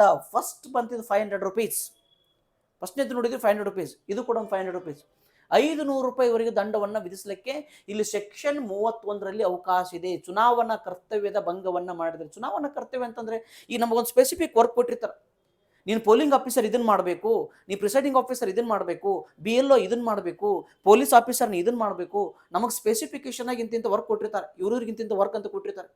ಆ ವರ್ಕ್ಗಳನ್ನು ಮಾಡದೇನೆ ನಾನು ಲೋಪ ಎಸಗಿದ್ರೆ, ಅಲ್ಲಿ ಏನಾದ್ರು ಮಾಡಿದ್ರೆ ಅಲ್ಲಿ 500 ರೂಪಾಯಿ ದಂಡವನ್ನು ವಿಧಿಸಲಿಕ್ಕೆ ಕಾಯ್ದೆ ಹೇಳ್ತದ. Next section 31A, section 31B ಅಂತ ಎರಡು ಬರ್ತವೆ. ಸೆಕ್ಷನ್ 31A ಮತ್ತು ಸೆಕ್ಷನ್ 31B ಇದು ಏನ್ ಹೇಳ್ತದ, ಮತಗಟ್ಟೆಯನ್ನ ವಶಪಡಿಸಿಕೊಂಡ ಅಪರಾಧ. ಮತಗಟ್ಟೆಯನ್ನು ವಶಪಡಿಸಿಕೊಳ್ಳೋದು, ಹಿಂದೆಲ್ಲ ಬೂತ್ ಕ್ಯಾಪ್ಚರಿಂಗ್ ಅಂತ ಕರಿತೀವಿ ನಾವು. ಬೂತ್ ಕ್ಯಾಪ್ಚರಿಂಗ್ ಟೋಟಲ್ ಮತದಾನ ಕೇಂದ್ರವನ್ನ, ಅಂದ್ರೆ ಮತದಾನ ಕೇಂದ್ರದ ಅಧಿಕಾರಿಗಳನ್ನ ಒಳಗೆ ಹಾಕೊಳ್ಳೋದು, ಇಲ್ಲ ಮತದಾನ ಕೇಂದ್ರ ಒಳಗಡೆ ಅಧಿಕಾರಿಗಳನ್ನ ಎಲ್ಲರ ಕಳಿಸಿಬಿಟ್ಟು ತಾವ ಕೆಲಸ ಮಾಡ್ತಕ್ಕಂಥದ್ದು, ಇಲ್ಲ ಮತದಾನ ಕೇಂದ್ರ ಒಳಗಡೆ ಇರ್ತಕ್ಕಂಥ ಮತಪತ್ರಗಳನ್ನು ತಮ್ಮ ವಶಕ್ಕೆ ತೆಗೆದುಕೊಳ್ತಕ್ಕಂಥದ್ದು, ಇಲ್ಲ ಹೊರಗಡೆ ಇದ್ಕೊಂಡ್ಬಿಟ್ಟು ಮತದಾನ ಕೇಂದ್ರ ಕಡೆ ಬರಲ್ಲ ಅವರು, ಹೊರಗಡೆ ಇದ್ಕೊಂಡೆ ಒಂದು ಸೆಕ್ಷನ್ಸ್ ಆಫ್ ದಿ ಪೀಪಲ್ನ ನೀವು ವೋಟ್ ಹಾಕಂಗಿಲ್ಲ ಇವತ್ತು. ಯಾಕಂದ್ರೆ ಅವ್ರಿಗೆ ಹಾಕಲ್ಲ ಅಂತ ಗೊತ್ತಿರ್ತದ, ನಮ್ಮ ಪಾರ್ಟಿಗೆ ಹಾಕಲ್ಲ, ನಮ್ಮ ಕ್ಯಾಂಡಿಡೇಟ್ಗೆ ಹಾಕಲ್ಲ ಗೊತ್ತಿದ್ದಾಗ ನೀವು ಯಾರು ಕೂಡ ಇವತ್ತು ವೋಟ್ ಹಾಕಕ್ಕೆ ಹೋಗಲ್ಲ. ಒಂದು ವರ್ಗವನ್ನ ಕಂಪ್ಲೀಟ್ ದೌರ್ಜನ್ಯದ ಮೂಲಕ ತಡೆ ಹಿಡಿಯೋದು, ಇಲ್ಲ ಒಂದು ವರ್ಗವನ್ನ ದೌರ್ಜನ್ಯ ಮಾಡಿ ನೀವು ಇದಕ್ಕೆ ಹಾಕಬೇಕಂತ ಕರ್ಕೊಂಡ್ಬರೋದು, ಇವೆಲ್ಲವೂ ಕೂಡ ಮತಗಟ್ಟೆ ವಶ ಅಂತ ಅರ್ಥ ಆಗುತ್ತೆ. ಮತಗಟ್ಟೆಯ ವಶಕ್ಕೆ ಪಡಿತಕ್ಕಂಥದ್ದು ಅಂದ್ರೆ ಟೋಟಲ್ ಎಲೆಕ್ಷನ್ ಪ್ರೊಸೆಸ್ ಅನ್ನ ತಮ್ಮ ಕಂಟ್ರೋಲಿಗೆ ತೆಗೆದುಕೊಳ್ಳಕ್ಕೆ, ಮತದಾನ ಕೇಂದ್ರದ ಒಂದು ಆಡಳಿತ ವ್ಯವಸ್ಥೆಯನ್ನ ಅಲ್ಲಿ ತಮ್ಮ ಇನ್ ಫೇವರ್ ಆಗಿ ತಮ್ಮ ಕ್ಯಾಂಡಿಡೇಟ್ಗೆ ಅಥವಾ ತನಗೆ ಮತಗಳು ಹೆಚ್ಚಿನ ಮತದಲ್ಲಿ ಬರಲಿಕ್ಕೆ ಇಲ್ಲೀಗಾಲಿಟಿಯನ್ನ ಅಥವಾ ಕಾನೂನು ಬಾಹಿರ ಚಟುವಟಿಕೆಗಳಲ್ಲಿ ತೊಡಗಿಕೊಳ್ಳುವುದನ್ನು ನಾವು ಮತಗಟ್ಟೆಯ ವಶ ಅಂತ ನಾವು ಕರಿತೀವಿ. ಯಾವುದೇ ವ್ಯಕ್ತಿಗಳು ಅಕ್ರಮವಾಗಿ ಮತಗಟ್ಟೆಯನ್ನು ವಶಪಡಿಸಿಕೊಂಡ್ರೆ ಸರ್ಕಾರಿ ಸೇವೆಯ ವ್ಯಕ್ತಿ ಅಕ್ರಮ ಮತಗಟ್ಟೆ ಇಲ್ಲಿ ಬ್ರದರ್ ಇದು ಇಬ್ಬರ ಬಗ್ಗೆ ಹೇಳ್ತದ. ಒಂದು ಖಾಸಗಿ ವ್ಯಕ್ತಿ, ಇನ್ನೊಂದು ಸರ್ಕಾರಿ ವ್ಯಕ್ತಿ ಅಂದ್ರೆ ಸರ್ಕಾರಿ ಅಧಿಕಾರಿ, ಇಬ್ಬರಿಗೂ ಕೂಡ ಕಾಯ್ದೆ ಹೇಳ್ತದ 31A ಸೆಕ್ಷನ್ ಅಲ್ಲಿ. ಇನ್ ಕೇಸ್ ಅವನು ಖಾಸಗಿ ವ್ಯಕ್ತಿ ಆಗಿದ್ದ, ಮತಗಟ್ಟೆ ವಸ್ಕೊಂಡು ನಾ ಹಿಡಿತದನ್ನು ಹೇಳಿದ್ನಲ್ಲ, ಅಂತ ವ್ಯಕ್ತಿ ವಶಪಡಿಸಿಕೊಂಡಂತ ವ್ಯಕ್ತಿ ಖಾಸಗಿ ವ್ಯಕ್ತಿ ಅಥವಾ ಕ್ಯಾಂಡಿಡೇಟು ಆಗಿದ್ದ ಅಂತಂದ್ರೆ ಅವ್ರಿಗೆ 6 ತಿಂಗಳುಗಳಿಂದ 2 ವರ್ಷವರೆಗೆ ಜೈಲು ಶಿಕ್ಷೆ ಇದೆ. 6 ತಿಂಗಳುಗಳಿಂದ 2 ವರ್ಷವರೆಗೆ ಜೈಲು ಶಿಕ್ಷೆಯನ್ನು ಪ್ರಕಟಿಸಬಹುದು, ಅಥವಾ ದಂಡವನ್ನೂ ಕೂಡ ಹೇರಬಹುದು, ಅಥವಾ ಅವೆರಡುಗಳಿಂದಲೂ ಶಿಕ್ಷೆಗೆ ಗುರಿಪಡಿಸಬಹುದು. ಇನ್ ಕೇಸ್ ಅವನು ಸರ್ಕಾರಿ ಅಧಿಕಾರಿ ಆಗಿದ್ರೆ, ಅವನು ಸರ್ಕಾರಿ ನೌಕರನಾಗಿದ್ರೆ 1 ವರ್ಷದಿಂದ 3 ವರ್ಷದವರೆಗೂ ಸೆರೆವಾಸ ಅಥವಾ ದಂಡ, ಅಥವಾ ಅವೆರಡರಿಂದಲೂ ಶಿಕ್ಷೆಗೆ ಗುರಿಪಡಿಸಬಹುದು. ಒಂದು ನೋಡಿ, 6 ತಿಂಗಳಿಂದ 2 ವರ್ಷ, 1 ವರ್ಷದಿಂದ 3 ವರ್ಷದವರೆಗೂ ಖಾಸಗಿ, ನಾಳೆ ಎಕ್ಸಾಮ್ನಲ್ಲಿ ಕ್ವಶನ್ ಕೇಳ್ತಾರೆ, ಸೆಕ್ಷನ್ 31A, ಖಾಸಗಿ ವ್ಯಕ್ತಿಯ ಸಂದರ್ಭದಲ್ಲಿ ಎಷ್ಟು ತಿಂಗಳವರೆಗೂ ಜೈಲು ಶಿಕ್ಷೆಯನ್ನು ನ್ಯಾಯಾಲಯಗಳು ಪ್ರಕಟಿಸಬಹುದು. ಇಲ್ಲ ಮತಗಟ್ಟೆಯನ್ನ ವಶಪಡಿಸಿಕೊಳ್ಳುವುದು ಕುರಿತು ಈ ಕೆಳಗಿನ ಯಾವ ಪ್ರಕರಣ ಮಾತನಾಡುತ್ತದೆ? ಸೊ ಈ ರೀತಿಯಾಗಿರ್ತಕ್ಕಂಥ ಪ್ರಶ್ನೆಗಳು ಬಂದಾಗ ನನಗೆ ವಿಷಯದ ಪರಿಕಲ್ಪನೆ ಕ್ಲಿಯರ್ ಕಟ್ ಎಷ್ಟಿದೆಯೋ ಅಷ್ಟು ತಿಳ್ಕೊಂಡಿದ್ರೆ ಅವನು ಯಾವ ಎಂಗಲ್ ಬೇಕಾದ್ರೂ ಪ್ರಶ್ನೆ ಮಾಡಲಿ, ಎಕ್ಸಾಮಿನೇಷನ್ ಹಾಲ್ ಒಳಗಡೆ ಕೂತ್ಕೊಂಡಾಗ ಕ್ವಶನ್ಸ್ ಟ್ವಿಸ್ಟರ ಬರಲಿ, ಟಫರ ಬರಲಿ, ನನಗಿಷ್ಟು ನಿರ್ದಿಷ್ಟವಾಗಿರ್ತಕ್ಕಂಥ ವಿಷಯ ಗೊತ್ತಿರಬೇಕು. ಇದೇನು ಆಳ ಡೀಪ್ ಆಗಿ, ಇದೇನು ರಾಕೆಟ್ ಸೈನ್ಸ್ ಅಲ್ಲ, ಇದೇನು ನ್ಯಾನೋ ಟೆಕ್ನಾಲಜಿಕಲ್ ಸೈನ್ಸ್ ಅಲ್ಲ, ದಿಸ್ ಈಸ್ ಸಿಂಪಲ್ ಸೈನ್ಸ್. ಒಂದು ಏನು, ಅದಕ್ಕೇನು, ಏನು ಏನು perfectness again and again read ಮಾಡಿದ್ರೆ these things all should be very comfortable, ಮೈಂಡಲ್ಲಿ ಭಾಳಷ್ಟು ಅಚ್ಚಳಿಯದ ಉಳಿತಾವೆ. ಸೊ ಹಾಗಾಗಿ ಇಲ್ಲಿ ಮತಗಟ್ಟೆಯನ್ನು ವಶಪಡಿಸಿಕೊಂಡಂಥ ಅಧಿಕಾರಿ ಒಬ್ಬರು ಖಾಸಗಿ ವ್ಯಕ್ತಿಗಳಿದ್ದಾರೆ, ಅಲ್ಲಿ 6 ತಿಂಗಳಿಂದ 1 ವರ್ಷ, ಇನ್ನು ಈ 6 ತಿಂಗಳಿಂದ 2 ವರ್ಷ. ಇನ್ನು ಸರ್ಕಾರಿ ವ್ಯಕ್ತಿಗಳಾಗಿದ್ದರೆ 1 ವರ್ಷದಿಂದ 3 ವರ್ಷದವರೆಗೂ ಕೂಡ ಜೈಲು ಶಿಕ್ಷೆ ಮತ್ತು ದಂಡವನ್ನು ವಿಧಿಸಲಿಕ್ಕೆ ಇಲ್ಲಿ ಅವಕಾಶವನ್ನ ಕಾಯ್ದೆ ಮಾಡಿಕೊಟ್ಟಿದೆ. ಇನ್ನೊಂದು ಸ್ವಲ್ಪ ಮುಂದೆ ಹೋಗಿ ಇಲ್ಲಿ ಹೇಳ್ತದ ಕಾಯ್ದೆ, ಚುನಾವಣೆ, ಮತದಾನ, ಎಣಿಕೆ ಏಜೆಂಟರಾಗಿ ಕಾರ್ಯನಿರ್ವಹಿಸುವ ಸರ್ಕಾರಿ ನೌಕರರಿಗೆ ದಂಡನೆ. ಈಗ ನಾನು ಎಲೆಕ್ಷನ್ ಡ್ಯೂಟಿಗೆ ಹಾಕಿಲ್ಲ, ನಾನೊಬ್ಬ ಸರ್ಕಾರಿ ನೌಕರ, ನಾನು ಯಾವುದೋ ಒಂದು ಡಿಪಾರ್ಟ್ಮೆಂಟ್ನಾಗ, ಪೊಲೀಸ್ ಡಿಪಾರ್ಟ್ಮೆಂಟ್ನಾಗೋ, ಇಲ್ಲ ಎಜುಕೇಷನ್ ಡಿಪಾರ್ಟ್ಮೆಂಟ್ನಾಗೋ, ಇಲ್ಲ ಫಾರೆಸ್ಟ್ ಡಿಪಾರ್ಟ್ಮೆಂಟ್ನಾಗೋ, ಇಲ್ಲ ಹೆಲ್ತ್ ಡಿಪಾರ್ಟ್ಮೆಂಟ್ನಾಗೋ, ಯಾವುದೋ ಒಂದು ಡಿಪಾರ್ಟ್ಮೆಂಟ್ನಾಗ ಕೆಲಸ ಮಾಡ್ತೀನಿ. ನಮ್ಮ ಊರೊಳಗೆ ನಾನು ರಜೆ ಹಾಕೊಂಡು ಊರಾಗದೀನಿ. ನಮ್ಮ ಮನೆ ಒಳಗೆ ಯಾರೋ ಅಣ್ಣನೋ ತಮ್ಮನೋ ಇಲ್ಲ ಯಾರೋ ಒಬ್ರು ನಮ್ಮ ರಿಲೇಷನ್ನು ಎಲೆಕ್ಷನ್ ನಿಂತ್ಕೊಂಡಿದ್ದಾರೆ. ನಾನು ಸರ್ಕಾರಿ ನೌಕರ ಅಂತಂದರೆ ನಾನು ಸ್ವಲ್ಪ ಇನ್ಫ್ಲುಯೆನ್ಸ್ ಮಾಡ್ತಕ್ಕಂಥ ವ್ಯಕ್ತಿತ್ವ ಇರ್ತೀವಿ. ಸರ್ಕಾರಿ ನೌಕರನ ಸಾಮಾನ್ಯವಾಗಿ ಸ್ವಲ್ಪ ಇನ್ಫ್ಲುಯೆನ್ಸ್ ಇರ್ತಾರೆ. ಈಗ ನಾನೊಬ್ಬ ಸರ್ಕಾರಿ ನೌಕರ ಹೇಳ್ತದದು ಎಲೆಕ್ಷನ್ ಪ್ರೊಸೆಸ್ ಒಳಗೆ ನಾನು ಇನ್ವಾಲ್ವ್ ಆಗಿರಲಿ ಬಿಡಲಿ, ನನ್ನ ಸರ್ಕಾರ ಅಂದರೆ ಎಲೆಕ್ಷನ್ ಕಮಿಷನ್ ಆಫ್ ಕರ್ನಾಟಕ ನಾನು ಆ ಹುದ್ದೆಗೆ ತೆಗೆದುಕೊಂಡಿರಲಿ ಬಿಡಲಿ, ನಾನೊಬ್ಬ ಎಕಚಿತ್ ಸರ್ಕಾರಿ ನೌಕರ ನಿಂತ್ಕೊಂಡ್ಬಿಟ್ಟು ನಾನು ಎಲೆಕ್ಷನ್ ಒಳಗಡೆ ಯಾವುದೇ ರೀತಿಯಾಗಿರ್ತಕ್ಕ ಚುನಾವಣೆಯಲ್ಲಿ ಎಲೆಕ್ಷನ್ ಏಜೆಂಟ್ ಆಗಿ, ಇಲ್ಲ ವೋಟಿಂಗ್ ಏಜೆಂಟ್ ಆಗಿ, ಇಲ್ಲ ಕೌಂಟಿಂಗ್ ಏಜೆಂಟ್ ಆಗಿ, election agent, voting agent, counting agent ಅಂತ 3 ಬರ್ತಾವೆ. ಎಲೆಕ್ಷನ್ ಏಜೆಂಟ್ ಅಂದ್ರೆ ಹೊರಗಡೆ ಕ್ಯಾಂಡಿಡೇಟ್ ಜೊತೆ ಓಡಾಡ್ತಕ್ಕಂಥವ್ರು, ವೋಟಿಂಗ್ ಏಜೆಂಟ್ ಅಂತಂದ್ರೆ ಮತದಾನ ಕೇಂದ್ರದ ಒಳಗಡೆ ಕೂತ್ಕೊಂಡಿರ್ತಾರ, ಕೌಂಟಿಂಗ್ ಏಜೆಂಟ್ ಅಂದ್ರೆ ಮತದಾನದ ಒಂದು ಎಣಿಕೆ ಆಗೋದಿನ ಅವತ್ತು ಕ್ಯಾಂಡಿಡೇಟ್ ಪರವಾಗಿ ಅಲ್ಲಿ ಎಷ್ಟೆಷ್ಟು ಮತ ಯಾರ್ಯಾರು ಬಂದು ಅಂತ ನೋಡ್ತಾರೆ. ಸೊ ಈ ರೀತಿಯಾಗಿ ಕರ್ತವ್ಯಕ್ಕೆ ಒಬ್ಬ ಸರ್ಕಾರಿ ನೌಕರ ಏನರ ನಿಯೋಜನೆಗೊಂಡ್ರೆ ಅವನು ಆ ಕೆಲಸ ಮಾಡಿದ್ರೆ ಅಂಥವ್ರಿಗೆ, ಸರ್ಕಾರಿ ವ್ಯಕ್ತಿಯಲ್ಲಿ ಕೆಲಸ ಮಾಡ್ತಕ್ಕಂಥ ಅವರು 3 ತಿಂಗಳವರೆಗೆ ಸೆರೆವಾಸ ಇದೆ, ದಂಡ ಇದೆ. 3 ತಿಂಗಳವರೆಗೆ ಸೆರೆವಾಸ, ದಂಡ. ನಮ್ಮ ರಿಲೇಷನ್ ನಿಂತಿರ್ಬೋದು, ನಮ್ಮ ಕ್ಲೋಸು ನಿಯರ್ಸ್ ನಿಂತಿರ್ಬೋದು, ಯಾರು ನಿಂತರೂ ಕೂಡ ಚುನಾವಣಾ ಪ್ರಕ್ರಿಯೆಯಲ್ಲಿ ನಾನು ಡೈರೆಕ್ಟಾಗಿ ಇನ್ವಾಲ್ವ್ಮೆಂಟ್ ಆಗಕ್ಕೆ ಅವಕಾಶ ಇಲ್ಲ, ಇಂಡೈರೆಕ್ಟಾಗಿ ಇನ್ವಾಲ್ವ್ಮೆಂಟ್ ಆಗ್ಲಿಕ್ಕೆ ಅವಕಾಶ ಇಲ್ಲ. ಬಟ್ ಎಷ್ಟೋ ಜನ ಇಂಡೈರೆಕ್ಟಾಗಿ ಇನ್ವಾಲ್ವ್ಮೆಂಟ್ ಆಗ್ತಾರೆ. ಮೋಸ್ಟ್ ಆಫ್ ದಿ ಪೀಪಲ್, ಬಹಳಷ್ಟು ಜನ ಇಂಡೈರೆಕ್ಟಾಗಿ ಇನ್ವಾಲ್ವ್ಮೆಂಟ್ ಎಲೆಕ್ಷನ್ ಪ್ರೊಸೆಸ್ಸಲ್ಲಿ ಆಗ್ತಾರೆ. ಎನಿವೆ ಅದಲ್ಲ, ಆದರೂ ಸರ್ಕಾರಿ ನೌಕರ ಈ ರೀತಿ ಎಲೆಕ್ಷನ್ ಏಜೆಂಟ್ ಆಗಿ, ಕೌಂಟಿಂಗ್ ಏಜೆಂಟ್ ಆಗಿ, ವೋಟಿಂಗ್ ಏಜೆಂಟ್ ಆಗಿ ಕೂತ್ಕೊಂಡು ಕೆಲಸ ಮಾಡಿದರೆ ಅವರಿಗೆ 3 ತಿಂಗಳವರೆಗೆ ಸೆರೆವಾಸವನ್ನು ಕೊಡಲಿಕ್ಕೆ ಸೆಕ್ಷನ್ 31B ಇಲ್ಲಿ ಚರ್ಚೆ ಮಾಡ್ತಾ ಬರ್ತದೆ. ನೆಕ್ಸ್ಟ್ ಸೆಕ್ಷನ್ 32 ವೆರಿ ಇಂಪಾರ್ಟೆಂಟ್, ಮತದಾನ ಕೇಂದ್ರಗಳಿಂದ ಮತಪತ್ರಗಳನ್ನು ತೆಗೆದುಕೊಂಡು ಹೋಗುವುದು ಅಪರಾಧ. ಎಲೆಕ್ಷನ್ ಮತದಾನ ಕೇಂದ್ರಗಳಿಂದ ಮತಪತ್ರಗಳನ್ನು ತೆಗೆದುಕೊಂಡು ಹೋಗೋದು ಅಪರಾಧ. ಅಲ್ಲಿರ್ತಕ್ಕಂಥ ವೋಟರ್ ಸ್ಲಿಪ್ಸ್ಗಳು, ವೋಟರ್ಸ್ ಅಲ್ಲೇನು ಮತದಾನ ಕೇಂದ್ರ ಒಳಗಡೆ ವೋಟಿಂಗ್ ಸಂಬಂಧಪಟ್ಟಂಗೆ ಮಟೀರಿಯಲ್ಸ್ ಇರ್ತವೆ, ಅದು ಯಾವುದೇ ಒಂದು ತೆಗೆದುಕೊಂಡು ಹೊರಗಡೆ ಹೋಗೋದು ಕೂಡ ಅಪರಾಧ. ಸ್ಲಿಪ್ ಅಂತಂದ್ರೆ ಏನು, ಈಗ ನನಗೆ ಯಾರಿಗೋ ಒಬ್ಬರಿಗೆ ವೋಟ್ ಹಾಕಕ್ಕೆ ಕೊಟ್ಟಿರ್ತಾರೆ, ಹೌದಾ, ನಾನು ಹೋಗ್ತೀನಿ ಡಬ್ಬಿ ಹತ್ರ ಹೋಗ್ಬಿಟ್ಟು ಆ ಮತವನ್ನು ಅದಕ್ಕೆ ಹಾಕ್ದೇನೆ ಅದನ್ನು ಬಕ್ಕಂದಿಟ್ಟು ಹೊರಗೆ ಬರೋದು ಅಪರಾಧ. ಅದು ಯಾವುದೇ ಕಾರಣಕ್ಕೂ ಮತ ಪತ್ರವನ್ನ ಹೊರಗೆ ತರಲಿಕ್ಕೆ ಅವಕಾಶ ಇಲ್ಲ. ಇನ್ ಕೇಸ್ ತಗೊಂಬಂದ್ರೆ ಇಲ್ಲಿ ಹೇಳ್ತದದು ಕಾಯ್ದೆ, ಯಾವುದೇ ವ್ಯಕ್ತಿ ದಂಡನೀಯವಾದ ಅಪರಾಧ ಮಾಡಿದ್ದನೆಂದು ಅಥವಾ ಮಾಡುತ್ತಿರುವನೆಂದು ಕೇಂದ್ರದ ಮತಪತ್ರಗಳನ್ನು ಮೋಸದಿಂದ ತೆಗೆದುಕೊಂಡು ಹೋಗುವುದಾಗಲಿ ಅಥವಾ ತೆಗೆದುಕೊಂಡು ಹೋಗಲು ಪ್ರಯತ್ನಿಸಿದರೆ ಪ್ರಿಸೈಡಿಂಗ್ ಆಫೀಸರ್ ನಿರ್ದೇಶನದ ಮೇರೆಗೆ ಪೊಲೀಸ್ ಅಧಿಕಾರಿ ಆ ವ್ಯಕ್ತಿಯನ್ನು ಬಂಧಿಸಲಿಕ್ಕೆ ಅವಕಾಶ ಕೊಡ್ತಾರೆ. ಅಂದ್ರೆ ಪ್ರಿಸೈಡಿಂಗ್ ಆಫೀಸರ್ ಅಂತ ಒಬ್ರು ಇರ್ತಾರೆ, ಹೆಡ್ ಆಫ್ ದಿ ಬೂತ್, ಅವರು head of the booth presiding officer. ಅವರು ಗಮನಕ್ಕೆ ಏನಾದ್ರು ಇವನು ಮತ ಪತ್ರವನ್ನು ತೆಗೆದುಕೊಂಡು ಹೋಗ್ತಾ ಇದ್ದಾನೆ, ಮತಪತ್ರ ತೆಗೆದುಕೊಂಡು ಹೋಗೋ ಸಂಭವ ನೀತಿ ಇದೆ, ಅವ್ರಿಗೆ ಅನಿಸಿದ್ರೆ ಪೊಲೀಸ್ ಅಧಿಕಾರಿಗೆ ನಿರ್ದೇಶನ ಕೊಟ್ಟು ಇಮಿಡಿಯೇಟ್ ಅರೆಸ್ಟ್ ಮಾಡಿಸ್ಬೋದು. ಅರೆಸ್ಟ್ ಮಾಡಿಸಿ ನಾಳೆ ಅವನು ತೆಗೆದುಕೊಂಡೋಗಿದ್ದು ಏನಾದರೂ ಪ್ರೂವ್ ಆಯಿತು ಅಂತಂತಂದ್ರೆ 1 ವರ್ಷದವರೆಗೆ ಸೆರೆವಾಸ ಇದೆ, 1 ವರ್ಷದವರೆಗೆ ಜೈಲು ಶಿಕ್ಷೆ ಅಥವಾ ದಂಡ, ಎರಡರಿಂದಲೂ ಕೂಡ ಇಲ್ಲಿ ಶಿಕ್ಷೆಗೆ ಗುರಿಪಡಿಸಲಿಕ್ಕೆ ಅವಕಾಶ ಇದೆ. ನೆಕ್ಸ್ಟ್ 33ನೇ ಸೆಕ್ಷನ್ ವೆರಿ ಇಂಪಾರ್ಟೆಂಟು.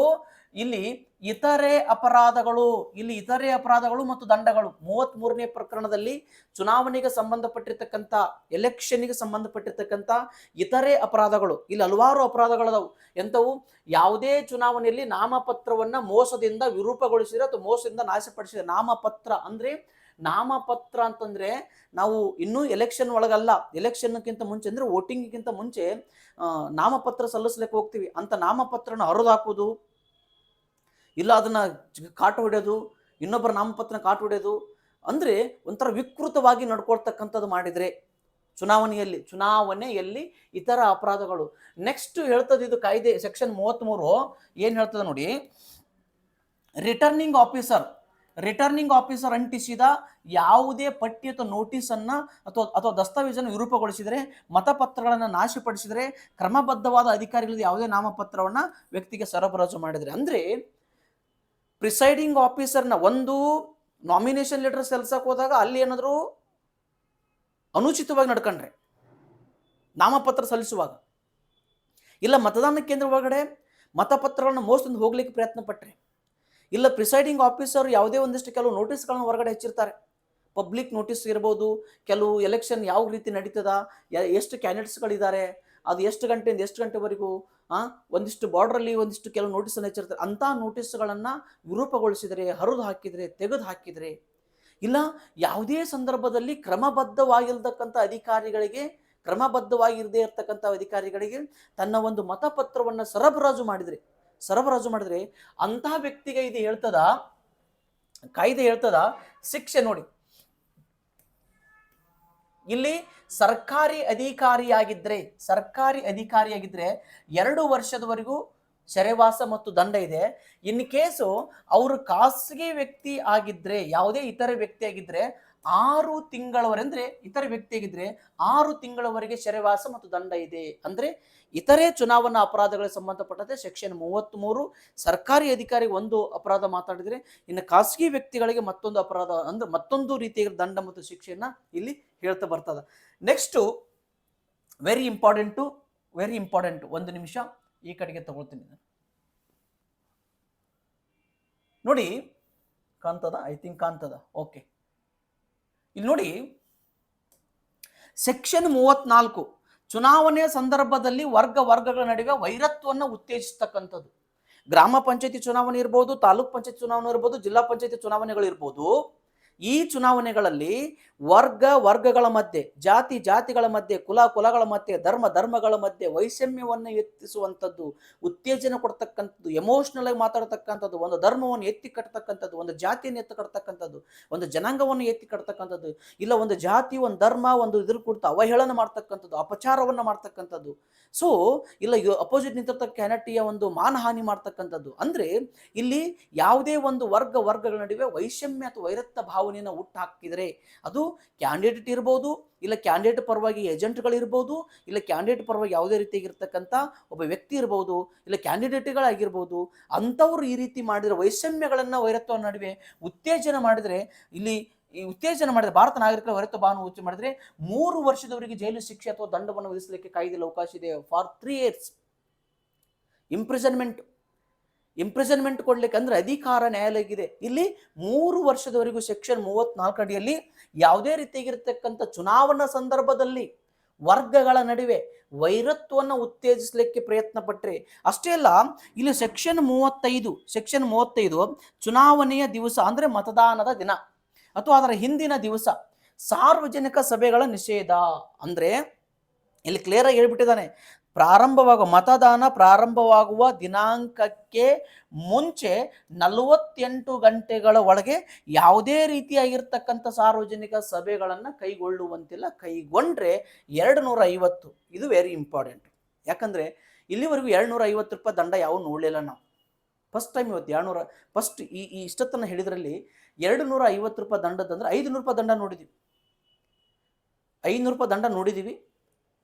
6 ತಿಂಗಳವರೆಗೆ ಜೈಲು ಶಿಕ್ಷೆ ನೋಡಿದೀವಿ, 3 ತಿಂಗಳವರೆಗೆ ಜೈಲು ಶಿಕ್ಷೆ ನೋಡಿದೀವಿ, 1 ವರ್ಷದ್ದು ನೋಡಿದೀವಿ, 3 ವರ್ಷದ್ದು ನೋಡಿದ್ವಿ ನಾವು. ಬಟ್ 250 ರೂಪಾಯಿ ನೋಡಿದ್ದು ಇದೇ ಫಸ್ಟ್ 35ನೇ ಸೆಕ್ಷನಲ್ಲಿ, ಸೆಕ್ಷನ್ 35ರಲ್ಲಿ ಚುನಾವಣಾ ಪ್ರಚಾರದ ನಿಷೇಧ. ಅಂದ್ರೆ ಚುನಾವಣೆಯ ದಿನ, ಚುನಾವಣೆಯ ಹಿಂದಿನ ದಿನ ಯಾವುದೇ ರೀತಿಯಾಗಿರ್ತಕ್ಕಂಥ ಚುನಾವಣಾ ಪ್ರಚಾರದ ನಿಷಿದ್ಧ ಆಗಬೇಕು ಅಂತಕ್ಕಂಥ. ಇನ್ ಕೇಸ್ ಅದನ್ನು ಮಾಡಿತು ಅಂತಂದ್ರೆ 250 ರೂಪಾಯಿವರೆಗೂ ಕೂಡ ದಂಡವನ್ನ ಹೇರ್ಲಿಕ್ಕೆ ಅಧಿಕಾರ ಇದೆ. ವೆರಿ ಕಡಿಮೆ ಇರ್ತಕ್ಕಂಥದ್ದು, ನೆನಪಿಟ್ಕೋಬೇಕು. ಸೆಕ್ಷನ್ 35. ಹಾಗಾದ್ರೆ ನೆಕ್ಸ್ಟ್ ಸೆಕ್ಷನ್ 36, ಚುನಾವಣಾ ದಿನದಂದು ಜಾತ್ರೆ ಇತ್ಯಾದಿಗಳನ್ನ ನಿಷೇಧಿಸಲು DC ಅವರಿಗಿರ್ತಕ್ಕಂಥ ಅಧಿಕಾರ. ಇಲ್ಲಿ ಯಾವುದೇ ರೀತಿ ದಂಡ ಇಲ್ಲ, ಬಟ್ ಅಧಿಕಾರ ಇದೆ. ಯಾರಿಗಿದೆ? District commissioner, deputy commissioner or DM, district magistrate, DM ಅಥವಾ ಡಿಸ್ಟ್ರಿಕ್ಟ್ ಡೆಪ್ಯೂಟಿ ಕಮಿಷನರ್ಗೆ ಒಂದು ಅಧಿಕಾರ ಇದೆ. ಏನು ಅಧಿಕಾರ ಅಂತಂದ್ರೆ, ಚುನಾವಣೆ ನಡೆಯುವ ದಿನ, ಮತದಾನ ನಡೆಯುವ ದಿನ ಯಾವುದೇ ಆ ಗ್ರಾಮದಲ್ಲಿ ದೊಡ್ಡ ಜಾತ್ರೆ ಇತ್ತು ಅಂತಂದ್ರೆ, ಇಲ್ಲ ಕುರಿ ಸಂತೆ ಇತ್ತು ಅಂದ್ರೆ, ಇಲ್ಲ ದನಗಳ ಸಂತೆ ಇತ್ತು ಅಂತಂದ್ರೆ, ಇಲ್ಲ ಯಾವುದೇ ತರಕಾರಿ ಮಾರ್ಕೆಟ್ ಇತ್ತಂದ್ರೆ, ಅವತ್ತು ಬಹಳ ಜನಸಂದಣಿ ಆಗುತ್ತೆ ಅಂತಂದು ಮನದಟ್ಟಾದ್ರೆ, ಜಿಲ್ಲಾಧಿಕಾರಿಗೆ ಮನದಟ್ಟಾದ್ರೆ, ಆ ದಿನ ಎಲೆಕ್ಷನ್ ವೋಟಿಂಗ್ ದಿನ ಕಂಪ್ಲೀಟ್ ಅಂತ ಜಾತ್ರೆ ಇರ್ಬೋದು, ಅಂತ ಒಂದು ಯಾವುದೇ ರೀತಿಯಾಗಿರ್ತಕ್ಕಂಥ ಫೆಸ್ಟಿವಲ್ಸ್ ಅಂದರೆ ಯಾವುದೇ ರೀತಿಯಾಗಿರ್ತಕ್ಕಂಥ ಈ ದನಗಳ ಜಾತ್ರೆ ಸಂತೆ ಇರ್ಬೋದು, ಆ ದಿನದ ಮಟ್ಟಿಗೆ ಅದನ್ನು ಪೋಸ್ಟ್ಪೋನ್ ಮಾಡಿ ಆಗಲಿ, ಆ ದಿನ ಅದನ್ನು ಕ್ಯಾನ್ಸಲ್ ಮಾಡ್ತಕ್ಕಂಥ ಅಧಿಕಾರ ಜಿಲ್ಲಾಧಿಕಾರಿಗೆ ಕಾಯ್ದೆ ಕೊಟ್ಟಿದೆ ಸೆಕ್ಷನ್ 36ರಲ್ಲಿ. ಸೆಕ್ಷನ್ 37 ಮಾತಾಡ್ತದ ಚುನಾವಣೆ ಸಭೆಗಳಲ್ಲಿ ಗಲಭೆ. ಅಂದರೆ ಚುನಾವಣಾ ಸಭೆಗಳು ಈಗ ಕ್ಯಾನ್ವಸ್ ಮಾಡಲಿಕ್ಕೆ ಅಧಿಕಾರ ಕೊಟ್ಟಿರ್ತದೆ. ಅಂದರೆ ನಾಮಪತ್ರವನ್ನು ಸಲ್ಲಿಸಿದ ನಂತರ ಇಷ್ಟು ದಿನ ಪ್ರಚಾರ ಮಾಡಬೇಕು ಅಂತ ಅವಕಾಶ ಕೊಟ್ಟದ. ಪ್ರಚಾರ ಮಾಡುವಾಗ ಈಗ ಒಂದು ಕ್ಯಾಂಡಿಡೇಟ್ ಒಂದು ಕಡೆಗೆ ಅಪೋಸಿಟ್ ನಿಂತ್ಕೊಂಡು ಇವರು ನಾವು ಅಲ್ಲೇ ಮಾಡೋರು, ನಾವು ಅದೇ ಗುಡಿಯಾಗ ಮಾಡೋರು, ನಾವು ಅಲ್ಲೇ ಅದಾಗ ಮಾಡ್ದಾಗ ಮಾಡೋರು, ಅವ್ರವ್ರು ಜಗಳಾಡ್ತಕ್ಕಂಥದ್ದು ಅಂದರೆ ಗಲಭೆ. ಈಗ ನೀವು ಆ ಮಾಡ್ತಾ ಮಾಡಿ ನಾವು ಅದೇ ಮಾಡ್ತಾ ಮಾಡೋರು, ನೀವು ಅಲ್ಲಿ ಮಾಡಿರಿ ನಾವು ಅಲ್ಲಿ, ಅಂದ್ರೆ ಗ್ರಾಮೀಣ ಭಾಗದಲ್ಲಿ ಸ್ವಲ್ಪ ಹೆಚ್ಚಿನ ಮಟ್ಟದಲ್ಲಿ ಈ ರೀತಿ ಇರ್ತಾವೆ. ಸೊ ಇಲ್ಲಿ ಚುನಾವಣೆಗೆ ಸಂಬಂಧಪಟ್ಟಿರ್ತಕ್ಕಂಥ ಯಾವುದೇ ಗಲಭೆ ಅಂದ್ರೆ ಅನುಚಿತವಾಗಿ ನಡ್ಕೊಳ್ತಕ್ಕಂಥದ್ದು ತಡೆಗಟ್ಟಿದರೆ, ಅಂದ್ರೆ ಸಾರ್ವಜನಿಕ ಸಭೆಗಳು ಯಾವುದಾದ್ರೂ ವ್ಯಕ್ತಿಗಳು ತಡೆಗಟ್ಟಿದರೆ ಅಥವಾ ಅನುಚಿತವಾಗಿ ಅವ್ರ ಜೊತೆ ನಡ್ಕೊಂಡ್ರೆ ಇಲ್ಲಿ 500 ರೂಪಾಯಿ ದಂಡ. ಇದು ಕೂಡ ಮಿನಿಮಮ್ ಅಮೌಂಟು 500 ರೂಪೀಸ್ ಪೆನಲ್ಟಿಯನ್ನು ಹಾಕ್ಲಿಕ್ಕೆ ಕಾಯ್ದೆ ಹೇಳ್ತದ. ನೆಕ್ಸ್ಟ್ ಸೆಕ್ಷನ್ 38, ಕಿರುವತ್ತಿಗೆ ಒಂದು ಪುಸ್ತಕ, ಕಿರುವತ್ತಿಗೆ ಭಿತ್ತಿ ಪತ್ರಗಳು, ಪಾಂಪ್ಲೆಟ್. ಕಿರುವತ್ತಿಗೆ ಅಂತಂತಂದ್ರೆ ಸಣ್ಣ ಸಣ್ಣ ಪುಸ್ತಕಗಳು, ಕಿರುವತ್ತಿಗೆ ಭಿತ್ತಿ ಪತ್ರಗಳು, ಪಾಂಪ್ಲೆಟ್ಗಳನ್ನ ಮುದ್ರಿಸುವುದರ ಬಗ್ಗೆ ನಿರ್ಬಂಧ. ಇಲ್ಲಿ ಮುದ್ರಕರು, ಪ್ರಿಂಟರ್, ಪ್ರಕಾಶಕರು, ಪಬ್ಲಿಷರ್ ಇವರ ಹೆಸರು ಮತ್ತು ವಿಳಾಸವಿಲ್ಲದೆ ಯಾವುದೇ ಕಿರುವತ್ತಿಗೆ ಮತ್ತು ಭಿತ್ತಿಪತ್ರಿಯನ್ನು ಮುದ್ರಿಸಿದರೆ 6 ತಿಂಗಳವರೆಗೆ ಸೆರೆವಾಸ ಮತ್ತು 1,000 ರೂಪಾಯಿ ದಂಡವನ್ನು, 1,000 ರೂಪಾಯಿ ಮೊದಲು ಬಂತಿದ್ದೀವಿ, 6 ತಿಂಗಳವರೆಗೆ ಜೈಲುವಾಸ ಅಥವಾ 1,000 ರೂಪಾಯಿ ದಂಡವನ್ನು ವಿಧಿಸಲಿಕ್ಕೆ ಇಲ್ಲಿ ಅವಕಾಶ ಇದೆ. 1,000 ರೂಪಾಯಿ ದಂಡವನ್ನು ವಿಧಿಸಲಿಕ್ಕೆ ಇದೆ. 2ರಿಂದಲೂ ಕೂಡ ದಂಡವನ್ನು ವಿಧಿಸಲಿಕ್ಕೆ ಕೂಡ ಅವಕಾಶ ಇದೆ. 6 ತಿಂಗಳನ್ನು ಕೊಟ್ಟು 1,000 ರೂಪಾಯಿ ವಿಧಿಸಬಹುದು. ಹಾಗಿದ್ರೆ ಚುನಾವಣೆ ಸಂದರ್ಭದಲ್ಲಿ ಪಾಂಪ್ಲೆಟ್ ಹಾಕಿರ್ತಾರಲ್ರಿ ಸರ್ ಅಂತ, ಅದನ್ನ ಅವ್ರು ಏನು ಹೇಳಿದರೆ, ಮುದ್ರಕರ ಹೆಸರಿಲ್ಲದೆ ಮತ್ತು ಪ್ರಿಂಟರ್ ಹೆಸರಿಲ್ಲದೆ, ಸರಿಯಾಗಿ ಫೋನ್ ನಂಬರ್ ಇಲ್ಲದೆ. ಯಾಕಂದ್ರೆ ಚುನಾವಣಾ ಸಂದರ್ಭದಲ್ಲಿ ಪ್ರತಿಯೊಂದು ಚುನಾವಣಾ ಅಧಿಕಾರಿಗಳು ನಿಗದಿಪಡಿಸ್ತಾ ಮಾಡಬೇಕು, ತಮ್ಮ ಬೇಕಾದಂಗೆ ಹಾಕಕ್ಕೆ ಬರಲ್ಲ. ಈಗ ಪಾಂಪ್ಲೆಟ್ ಅನ್ನು ವೆರಿಫಿಕೇಶನ್ ಮಾಡ್ತಾರೆ, ಅದರಲ್ಲಿ ಯಾವ್ದಾರ ಒಂದು ಜಾತಿ ವಿರುದ್ಧ ಇದೆಯೋ, ಧರ್ಮದ ವಿರುದ್ಧ ಇದೆಯೋ, ಅದು ಏನಿದೆ ಅಂತಕ್ಕಂಥ ನೋಡ್ತಾರೆ. ಯಾಕಂದ್ರೆ ಚುನಾವಣಾ ಸಂದರ್ಭದಲ್ಲಿ ಮುದ್ರಕರ ಮತ್ತು ಪ್ರಕಾಶಕರ ಹೆಸರಿಲ್ಲದೇ ಒಂದು ಕ್ಯಾಂಡಿಡೇಟಿನ ಅಪೋಸಿಟ್ ಆಗಿ ಏನೇನೋ ವಿಷಯತ್ವವನ್ನು ಬರೆಯೋದು ಬಿಡೋದು, ಅವನ ಒಂದು ವ್ಯಕ್ತಿತ್ವವನ್ನು ಡಿಗ್ರೇಡ್ ಮಾಡ್ತಕ್ಕಂಥದ್ದು, ಇಲ್ಲಿ ಯಾವುದೇ ಒಂದು ಸಾರ್ವಜನಿಕರನ್ನ ಮಿಸ್ಲೀಡ್ ಮಾಡ್ತಕ್ಕಂಥದ್ದು, ಆ ರೀತಿ ಪಾಂಪ್ಲೆಟ್ಗಳನ್ನ ಪ್ರಿಂಟ್ ಹಾಕಿ ಹರಿಬಿಡ್ತಕ್ಕಂಥದ್ದು, ಹರಿಬಿಟ್ಟು ಒಬ್ಬ ವ್ಯಕ್ತಿತ್ವನ ತೇಜೋವಧೆ ಮಾಡ್ತಕ್ಕಂಥ ಕೆಲಸ ಆ ಮೂಮೆಂಟಲ್ಲಿ ಆಗಬಹುದು ಅನ್ನೋ ಕಾರಣಕ್ಕೋಸ್ಕರ ಈ ನಿರ್ಬಂಧವನ್ನ ಸೆಕ್ಷನ್ 38ರಲ್ಲಿ ಹೇಳಿದೆ. 6 ತಿಂಗಳವರೆಗೆ ಸೆರೆವಾಸ ಮತ್ತು 1,000 ರೂಪಾಯಿ ದಂಡವನ್ನು ವಿಧಿಸಲಿಕ್ಕೆ ಅವಕಾಶ ಇದೆ. DC ಪರ್ಮಿಷನ್ ತೆಗೆದುಕೊಂಡು ಚುನಾವಣಾ ಸಂದರ್ಭದಲ್ಲಿ ಯಾವ ಪಾಂಪ್ಲೆಟ್ ಬೇಕಾದ್ರೆ, ಯಾವ ಕಿರುವತ್ತಿಯನ್ನು ಚುನಾವಣೆಗೆ ಸಂಬಂಧಪಟ್ಟಂತೆ ಪ್ರಿಂಟ್ ಮಾಡಬಹುದು, without prior permission of the respect DC, without name of the printer and publisher. We cannot print a single print pamphlet or any small booklet ಮಾಡಲಿಕ್ಕೆ ಬರುವುದಿಲ್ಲ ಅಂತಕ್ಕಂಥ ಕಾಯ್ದೆ. ಇನ್ ಕೇಸ್ ಆ ರೀತಿ ಮಾಡಿದೆ ಅಂತಂದರೆ ಅದು ಪ್ರೂವ್ ಆಯಿತು ಅಂತಂದರೆ 6 ತಿಂಗಳವರೆಗೂ ಸೆರೆವಾಸ, 1,000 ರೂಪಾಯಿ ದಂಡವನ್ನು ವಿಧಿಸಲಿಕ್ಕೆ ಕಾಯ್ದೆ ಹೇಳ್ತದ. ನೆಕ್ಸ್ಟ್ ಬರ್ತೀನಿ ನಾನು 39ನೇ ಪ್ರಕರಣ. ಆಲ್ಮೋಸ್ಟ್ ಆಲು ಇದು ಲಾಸ್ಟ್ ಪ್ರಕರಣ. ಚುನಾವಣೆಯಲ್ಲಿ ಕಾನೂನು ವಿರುದ್ಧವಾಗಿ ವಾಹನವನ್ನು ಬಾಡಿಗೆ ಪಡೆಯುವುದಕ್ಕೆ ಅಥವಾ ಒದಗಿಸುವುದಕ್ಕೆ ದಂಡನೆ 39ನೇ ಸೆಕ್ಷನ್ ಹೇಳ್ತದೆ. ಚುನಾವಣೆ ಸಂದರ್ಭದಲ್ಲಿ ಕಾನೂನು ವಿರುದ್ಧವಾಗಿ ವಾಹನವನ್ನು ಬಾಡಿಗೆ ಪಡೆಯೋದು ಮತ್ತು ಬಾಡಿಗೆ ಪಡೆಯೋದು, ಬಾಡಿಗೆ ಬರುವುದು ಎರಡೂ ದಂಡ ಅಂತ ಹೇಳ್ತದೆ, ಎರಡೂ ಅಪರಾಧ ಅಂತ ಹೇಳ್ತದೆ. ಹಾಗಾದ್ರೆ ನಾನು ಸೆಕ್ಷನ್ 22 ಮಾತಾಡುವಾಗ ಚುನಾವಣಾ ಭ್ರಷ್ಟಾಚಾರಗಳು ಅಂತ ನಾನು ಹೇಳ್ತಾ ಇದ್ದೆ. ಚುನಾವಣಾ ಭ್ರಷ್ಟಾಚಾರಗಳು ಅಂತ ನಾನು ಮಾತಾಡ್ತಾ ಇದ್ದೆ. ಅಲ್ಲಿ ಒಂದು ಸ್ಟೇಟ್ಮೆಂಟ್ ಹೇಳಿದೆ ನಾನು. ಯಾರನ್ನು? ಅಭ್ಯರ್ಥಿಗೆ ಸಂಬಂಧಿಕರು, ಮನೆಯವರು ಅಥವಾ ಅಭ್ಯರ್ಥಿ ಏಜೆಂಟ್, ಇವರು ಬೇಕಾದ್ರೆ ಬಾಡಿಗೆ ವಾಹನದಲ್ಲಿ ಓಡಾಡ್ಬೋದು, ತಮ್ಮ ಸ್ವಂತ ವಾಹನದಲ್ಲಿ ಓಡಾಡ್ಬೋದು, ಅವ್ರಿಗೆ ಮಾತ್ರ ಎಕ್ಸೆಪ್ಷನ್ಸ್ ಇದೆ.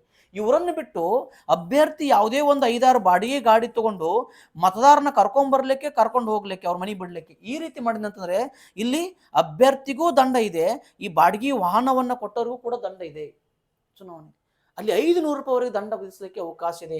ಅಂದರೆ ಸೆಕ್ಷನ್ 22ರಲ್ಲಿ ಭ್ರಷ್ಟಾಚಾರ, ಚುನಾವಣಾ ಭ್ರಷ್ಟಾಚಾರ ಅಂತ ನಾವು ಕರಿತೀವಿ. ಅಭ್ಯರ್ಥಿಯ ಪರವಾಗಿತ್ತಂದ್ರೆ ಓಕೆ, ಅಭ್ಯರ್ಥಿ ತಾನು ಬೇರೆ ಮತದಾರನ ತಗೊಂಡ್ಬರ್ಲಿಕ್ಕೆ, ಕಳಿಸಿ ಬರಲಿಕ್ಕೆ ಒಂದು ವಾಹನವನ್ನು ಬಾಡಿಗೆ ಪಡೆದುಕೊಂಡ್ರೆ ಅಥವಾ ಬಾಡಿಗೆ ಕೊಟ್ಟರೆ ಅವರಿಬ್ಬರ ಮೇಲೆ ದಂಡವನ್ನು ಹಾಕ್ಲಿಕ್ಕೆ ಹೇಳ್ತದ. ಇಲ್ಲಿ ಲಾಸ್ಟ್ ಸೆಕ್ಷನ್ 40 ಇಲ್ಲ, ಬಟ್ 40 ಎಕ್ಸ್ಪ್ಲನೇಷನ್ ನಾನು ಕೊಡ್ತಾ ಹೋಗ್ತೀನಿ. ನೆಕ್ಸ್ಟು ಗ್ರಾಮ ಪಂಚಾಯಿತಿ ಸದಸ್ಯನಿಗೆ ಸಂಬಂಧಪಟ್ಟಂತೆ, ಯಾರಿಗೆ ಸಂಬಂಧಪಟ್ಟಂತೆ? ಗ್ರಾಮ ಪಂಚಾಯಿತಿ ಸದಸ್ಯನಿಗೆ ಸಂಬಂಧಿಸಿದಂಥ ನಿಯಮಗಳ ಬಗ್ಗೆ ಸ್ಟಾರ್ಟ್ ಆಗುತ್ತೆ. ಇವಂತೂ ವೆರಿ ವೆರಿ ವೆರಿ ಇಂಪಾರ್ಟೆಂಟ್. ನಾನು ಪೂರ್ತಿ ಎಕ್ಸ್ಪ್ಲನೇಷನ್ ಮಾಡ್ತಾ ಹೋಗ್ತೀನಿ, ಒನ್ ಬೈ ಒನ್ ನೀಟಾಗಿ ಎಕ್ಸ್ಪ್ಲನೇಷನ್ ಕೊಡ್ತಾ ಹೋಗ್ತೀನಿ ಇಲ್ಲಂತೂ. ಸೊ ಇದು ಹಾಗಾದ್ರೆ 40ನೇ ಸೆಕ್ಷನ್ ಏನು ಹೇಳುತ್ತೆ ಅಂತಂತಂದ್ರೆ, ಇತರೆ ಅಪರಾಧಗಳ ಸಂದರ್ಭದಲ್ಲಿ ಪ್ರಾಸಿಕ್ಯೂಷನ್ DC ಅವರು ಅಂದರೆ ಜಿಲ್ಲಾ ಅಧಿಕಾರಿಗಳಿಂದ ಪ್ರಾಸಿಕ್ಯೂಷನ್, ಕಾಯ್ದೆಗೆ ಸಂಬಂಧಪಟ್ಟಂತೆ ಯಾವುದೇ ರೀತಿಯಾಗಿರ್ತಕ್ಕಂಥ ಅವರೇ ಸೂಚನೆ ಮಾಡಿಕೊಟ್ಟು ಯಾವುದೇ ಒಂದು ಪ್ರಾಸಿಕ್ಯೂಷನ್ ಅನ್ನು ಸ್ಟಾರ್ಟ್ ಮಾಡ್ಲಿಕ್ಕೆ ಅಧಿಕಾರಿ ಇದೆ. ಚುನಾವಣಾ ಅಪರಾಧಗಳ ಸಂಬಂಧಪಟ್ಟಂಗೆ, ಚುನಾವಣೆ ಮೇಲೆ ನಡೆಯೋದು ಅವರಿದ್ರ ಮೇಲೇನೆ, ಅವರು ಚುನಾವಣಾ ಅಧಿಕಾರಿಗಳು. ಅಂತಹ ಸಂದರ್ಭದಲ್ಲಿ ಚುನಾವಣಾ ಅಧಿಕಾರಿ ಅಂದರೆ ಜಿಲ್ಲಾ ಅಧಿಕಾರಿಗಳ ಆದೇಶ ಇಲ್ಲದ, ಇಲ್ಲಿ ಹೇಳ್ತಾ ಒಂದು ಸ್ಟೇಟ್ಮೆಂಟ್ ಹೇಳ್ತದ. 33ನೇ ಸೆಕ್ಷನ್ ಅಲ್ಲಿ 1-2 ಸ್ಟೇಟ್ಮೆಂಟ್ ಮಾತಾಡಿದೆ ನಾನು. ಇತರೆ ಚುನಾವಣಾ ಅಪರಾಧಗಳು ಅಂತ ಮಾತಾಡಿದೆ. ಇತರೆ ಚುನಾವಣಾ ಅಪರಾಧಗಳು ಅಂತ ಬಂದಾಗ ಅಲ್ಲಿ ಒಬ್ಬರು ಸರ್ಕಾರಿ ವ್ಯಕ್ತಿನೂ ಮಾಡ್ತಾರೆ, ಖಾಸಗಿ ವ್ಯಕ್ತಿನೂ ಮಾಡ್ತಾರೆ ಅಂತ ಹೇಳಿದೆ ನಾನು. ಅದನ್ನು ಸಂಜ್ಞೇಯ ಅಪರಾಧ ಅಂತಲೂ ಕರೀತೀವಿ. 33ನೇ ಸೆಕ್ಷನ್ ಮಾಡ್ತಕ್ಕಂಥ ಸಂಜ್ಞೇಯ ಅಪರಾಧ. ಇದು 40ನೇ ಸೆಕ್ಷನ್ಗೂ 33ನೇ ಸೆಕ್ಷನ್ ಲಿಂಕ್ ಇದೆ. ಏನು ಹೇಳ್ತದೆ ಅಂತಂದ್ರೆ 40ನೇ ಸೆಕ್ಷನು 33ನೇ ಸೆಕ್ಷನ್ ಅಲ್ಲಿ ಸರ್ಕಾರಿ ಅಧಿಕಾರಿ ಮಾಡ್ತಕ್ಕಂಥ ಅಪರಾಧ ಜಿಲ್ಲಾ ಅಧಿಕಾರಿ ಮಾತ್ರ ಸೂಚನೆ ಮಾಡಿದ್ರೆ ಅದು ಸಂಜ್ಞೇಯ ಅಪರಾಧ ಆಗುತ್ತೆ. ವಿತೌಟ್ ಜಿಲ್ಲಾ ಅಧಿಕಾರಿ ಪರ್ಮಿಷನ್ ಇಲ್ಲದೇ ಸರ್ಕಾರಿ ನೌಕರ, ಖಾಸಗಿ ವ್ಯಕ್ತಿಗಳ ಬಗ್ಗೆ ಮಾತಾಡಲ್ಲ, ಸರ್ಕಾರಿ ನೌಕರ ಸಂದರ್ಭದಲ್ಲಿ ಅದನ್ನು ಕಾಗ್ನಿಸಬಲ್ ಅಫೆನ್ಸ್ ಅಂತ ತಿಳ್ಕೊಬಾರ್ದು, ಆ ಪ್ರಾಸಿಕ್ಯೂಷನ್ ಕಾಗ್ನಿಸಬಲ್ ಅಫೆನ್ಸ್ ತಿಳ್ಕೊಬಾರ್ದು ಅಂತೇಳಿ 40ನೇ ಸೆಕ್ಷನ್ ಇಲ್ಲಿ ಹೇಳ್ತಾ ಬರ್ತದೆ. But not most important, but not most important. ಅದನ್ನ ಅಷ್ಟೊಂದು ಮಹತ್ವದ್ದು ಅಂತಕ್ಕಂಥ ನಾವು ಪರಿಗಣನೆಗೆ ಬರಲ್ಲ. ಇಲ್ಲಿ 40ನೇ ಸೆಕ್ಷನ್ ವರೆಗೆ ನಾನು ಮಾತಾಡಿದೆ. ಸೆಕ್ಷನ್ 15ರಿಂದ 25 ಇಲ್ಲಿ ಚುನಾವಣಾ ತಕರಾರು ಅರ್ಜಿಗಳು, ಸೆಕ್ಷನ್ 26ರಿಂದ 40 ಇಲ್ಲಿ ಚುನಾವಣಾ ಅಪರಾಧಗಳು ಮತ್ತು ದಂಡಗಳು. ನೆಕ್ಸ್ಟ್ 41ನೇ ಸೆಕ್ಷನ್ ಇಲ್ಲಿಂದ ಪ್ರಾರಂಭ ಆಗುತ್ತೆ. ಗ್ರಾಮ ಪಂಚಾಯಿತಿ ಸದಸ್ಯನಿಗೆ ಸಂಬಂಧಿಸಿರ್ತಕ್ಕಂಥ ಗ್ರಾಮ ಪಂಚಾಯಿತಿ ಸದಸ್ಯ, ಗ್ರಾಮ ಪಂಚಾಯಿತಿ ಅಧ್ಯಕ್ಷ, ಉಪಾಧ್ಯಕ್ಷ, ಸಭೆಗಳು, ಕೋರಮ್ಮು, ನಿಯಮ, ಬಹುಮತ, ಠರಾವು ಯಾವ ರೀತಿ ಪಾಸ್ ಆಗುತ್ತೆ, ಏನು ಎಷ್ಟು ಇರಬೇಕು, ಇದು ವೆರಿ ವೆರಿ ಇಂಪಾರ್ಟೆಂಟ್ ಇರ್ತಕ್ಕಂಥ ನೆಕ್ಸ್ಟ್ ಕ್ಲಾಸು. ಯಾವುದೇ ಕಾರಣಕ್ಕೂ ಇಲ್ಲಿ ತರಗತಿಗಳನ್ನು ಮಿಸ್ ಮಾಡ್ಲಿಕ್ಕೆ ಹೋಗ್ಬೇಡಿ.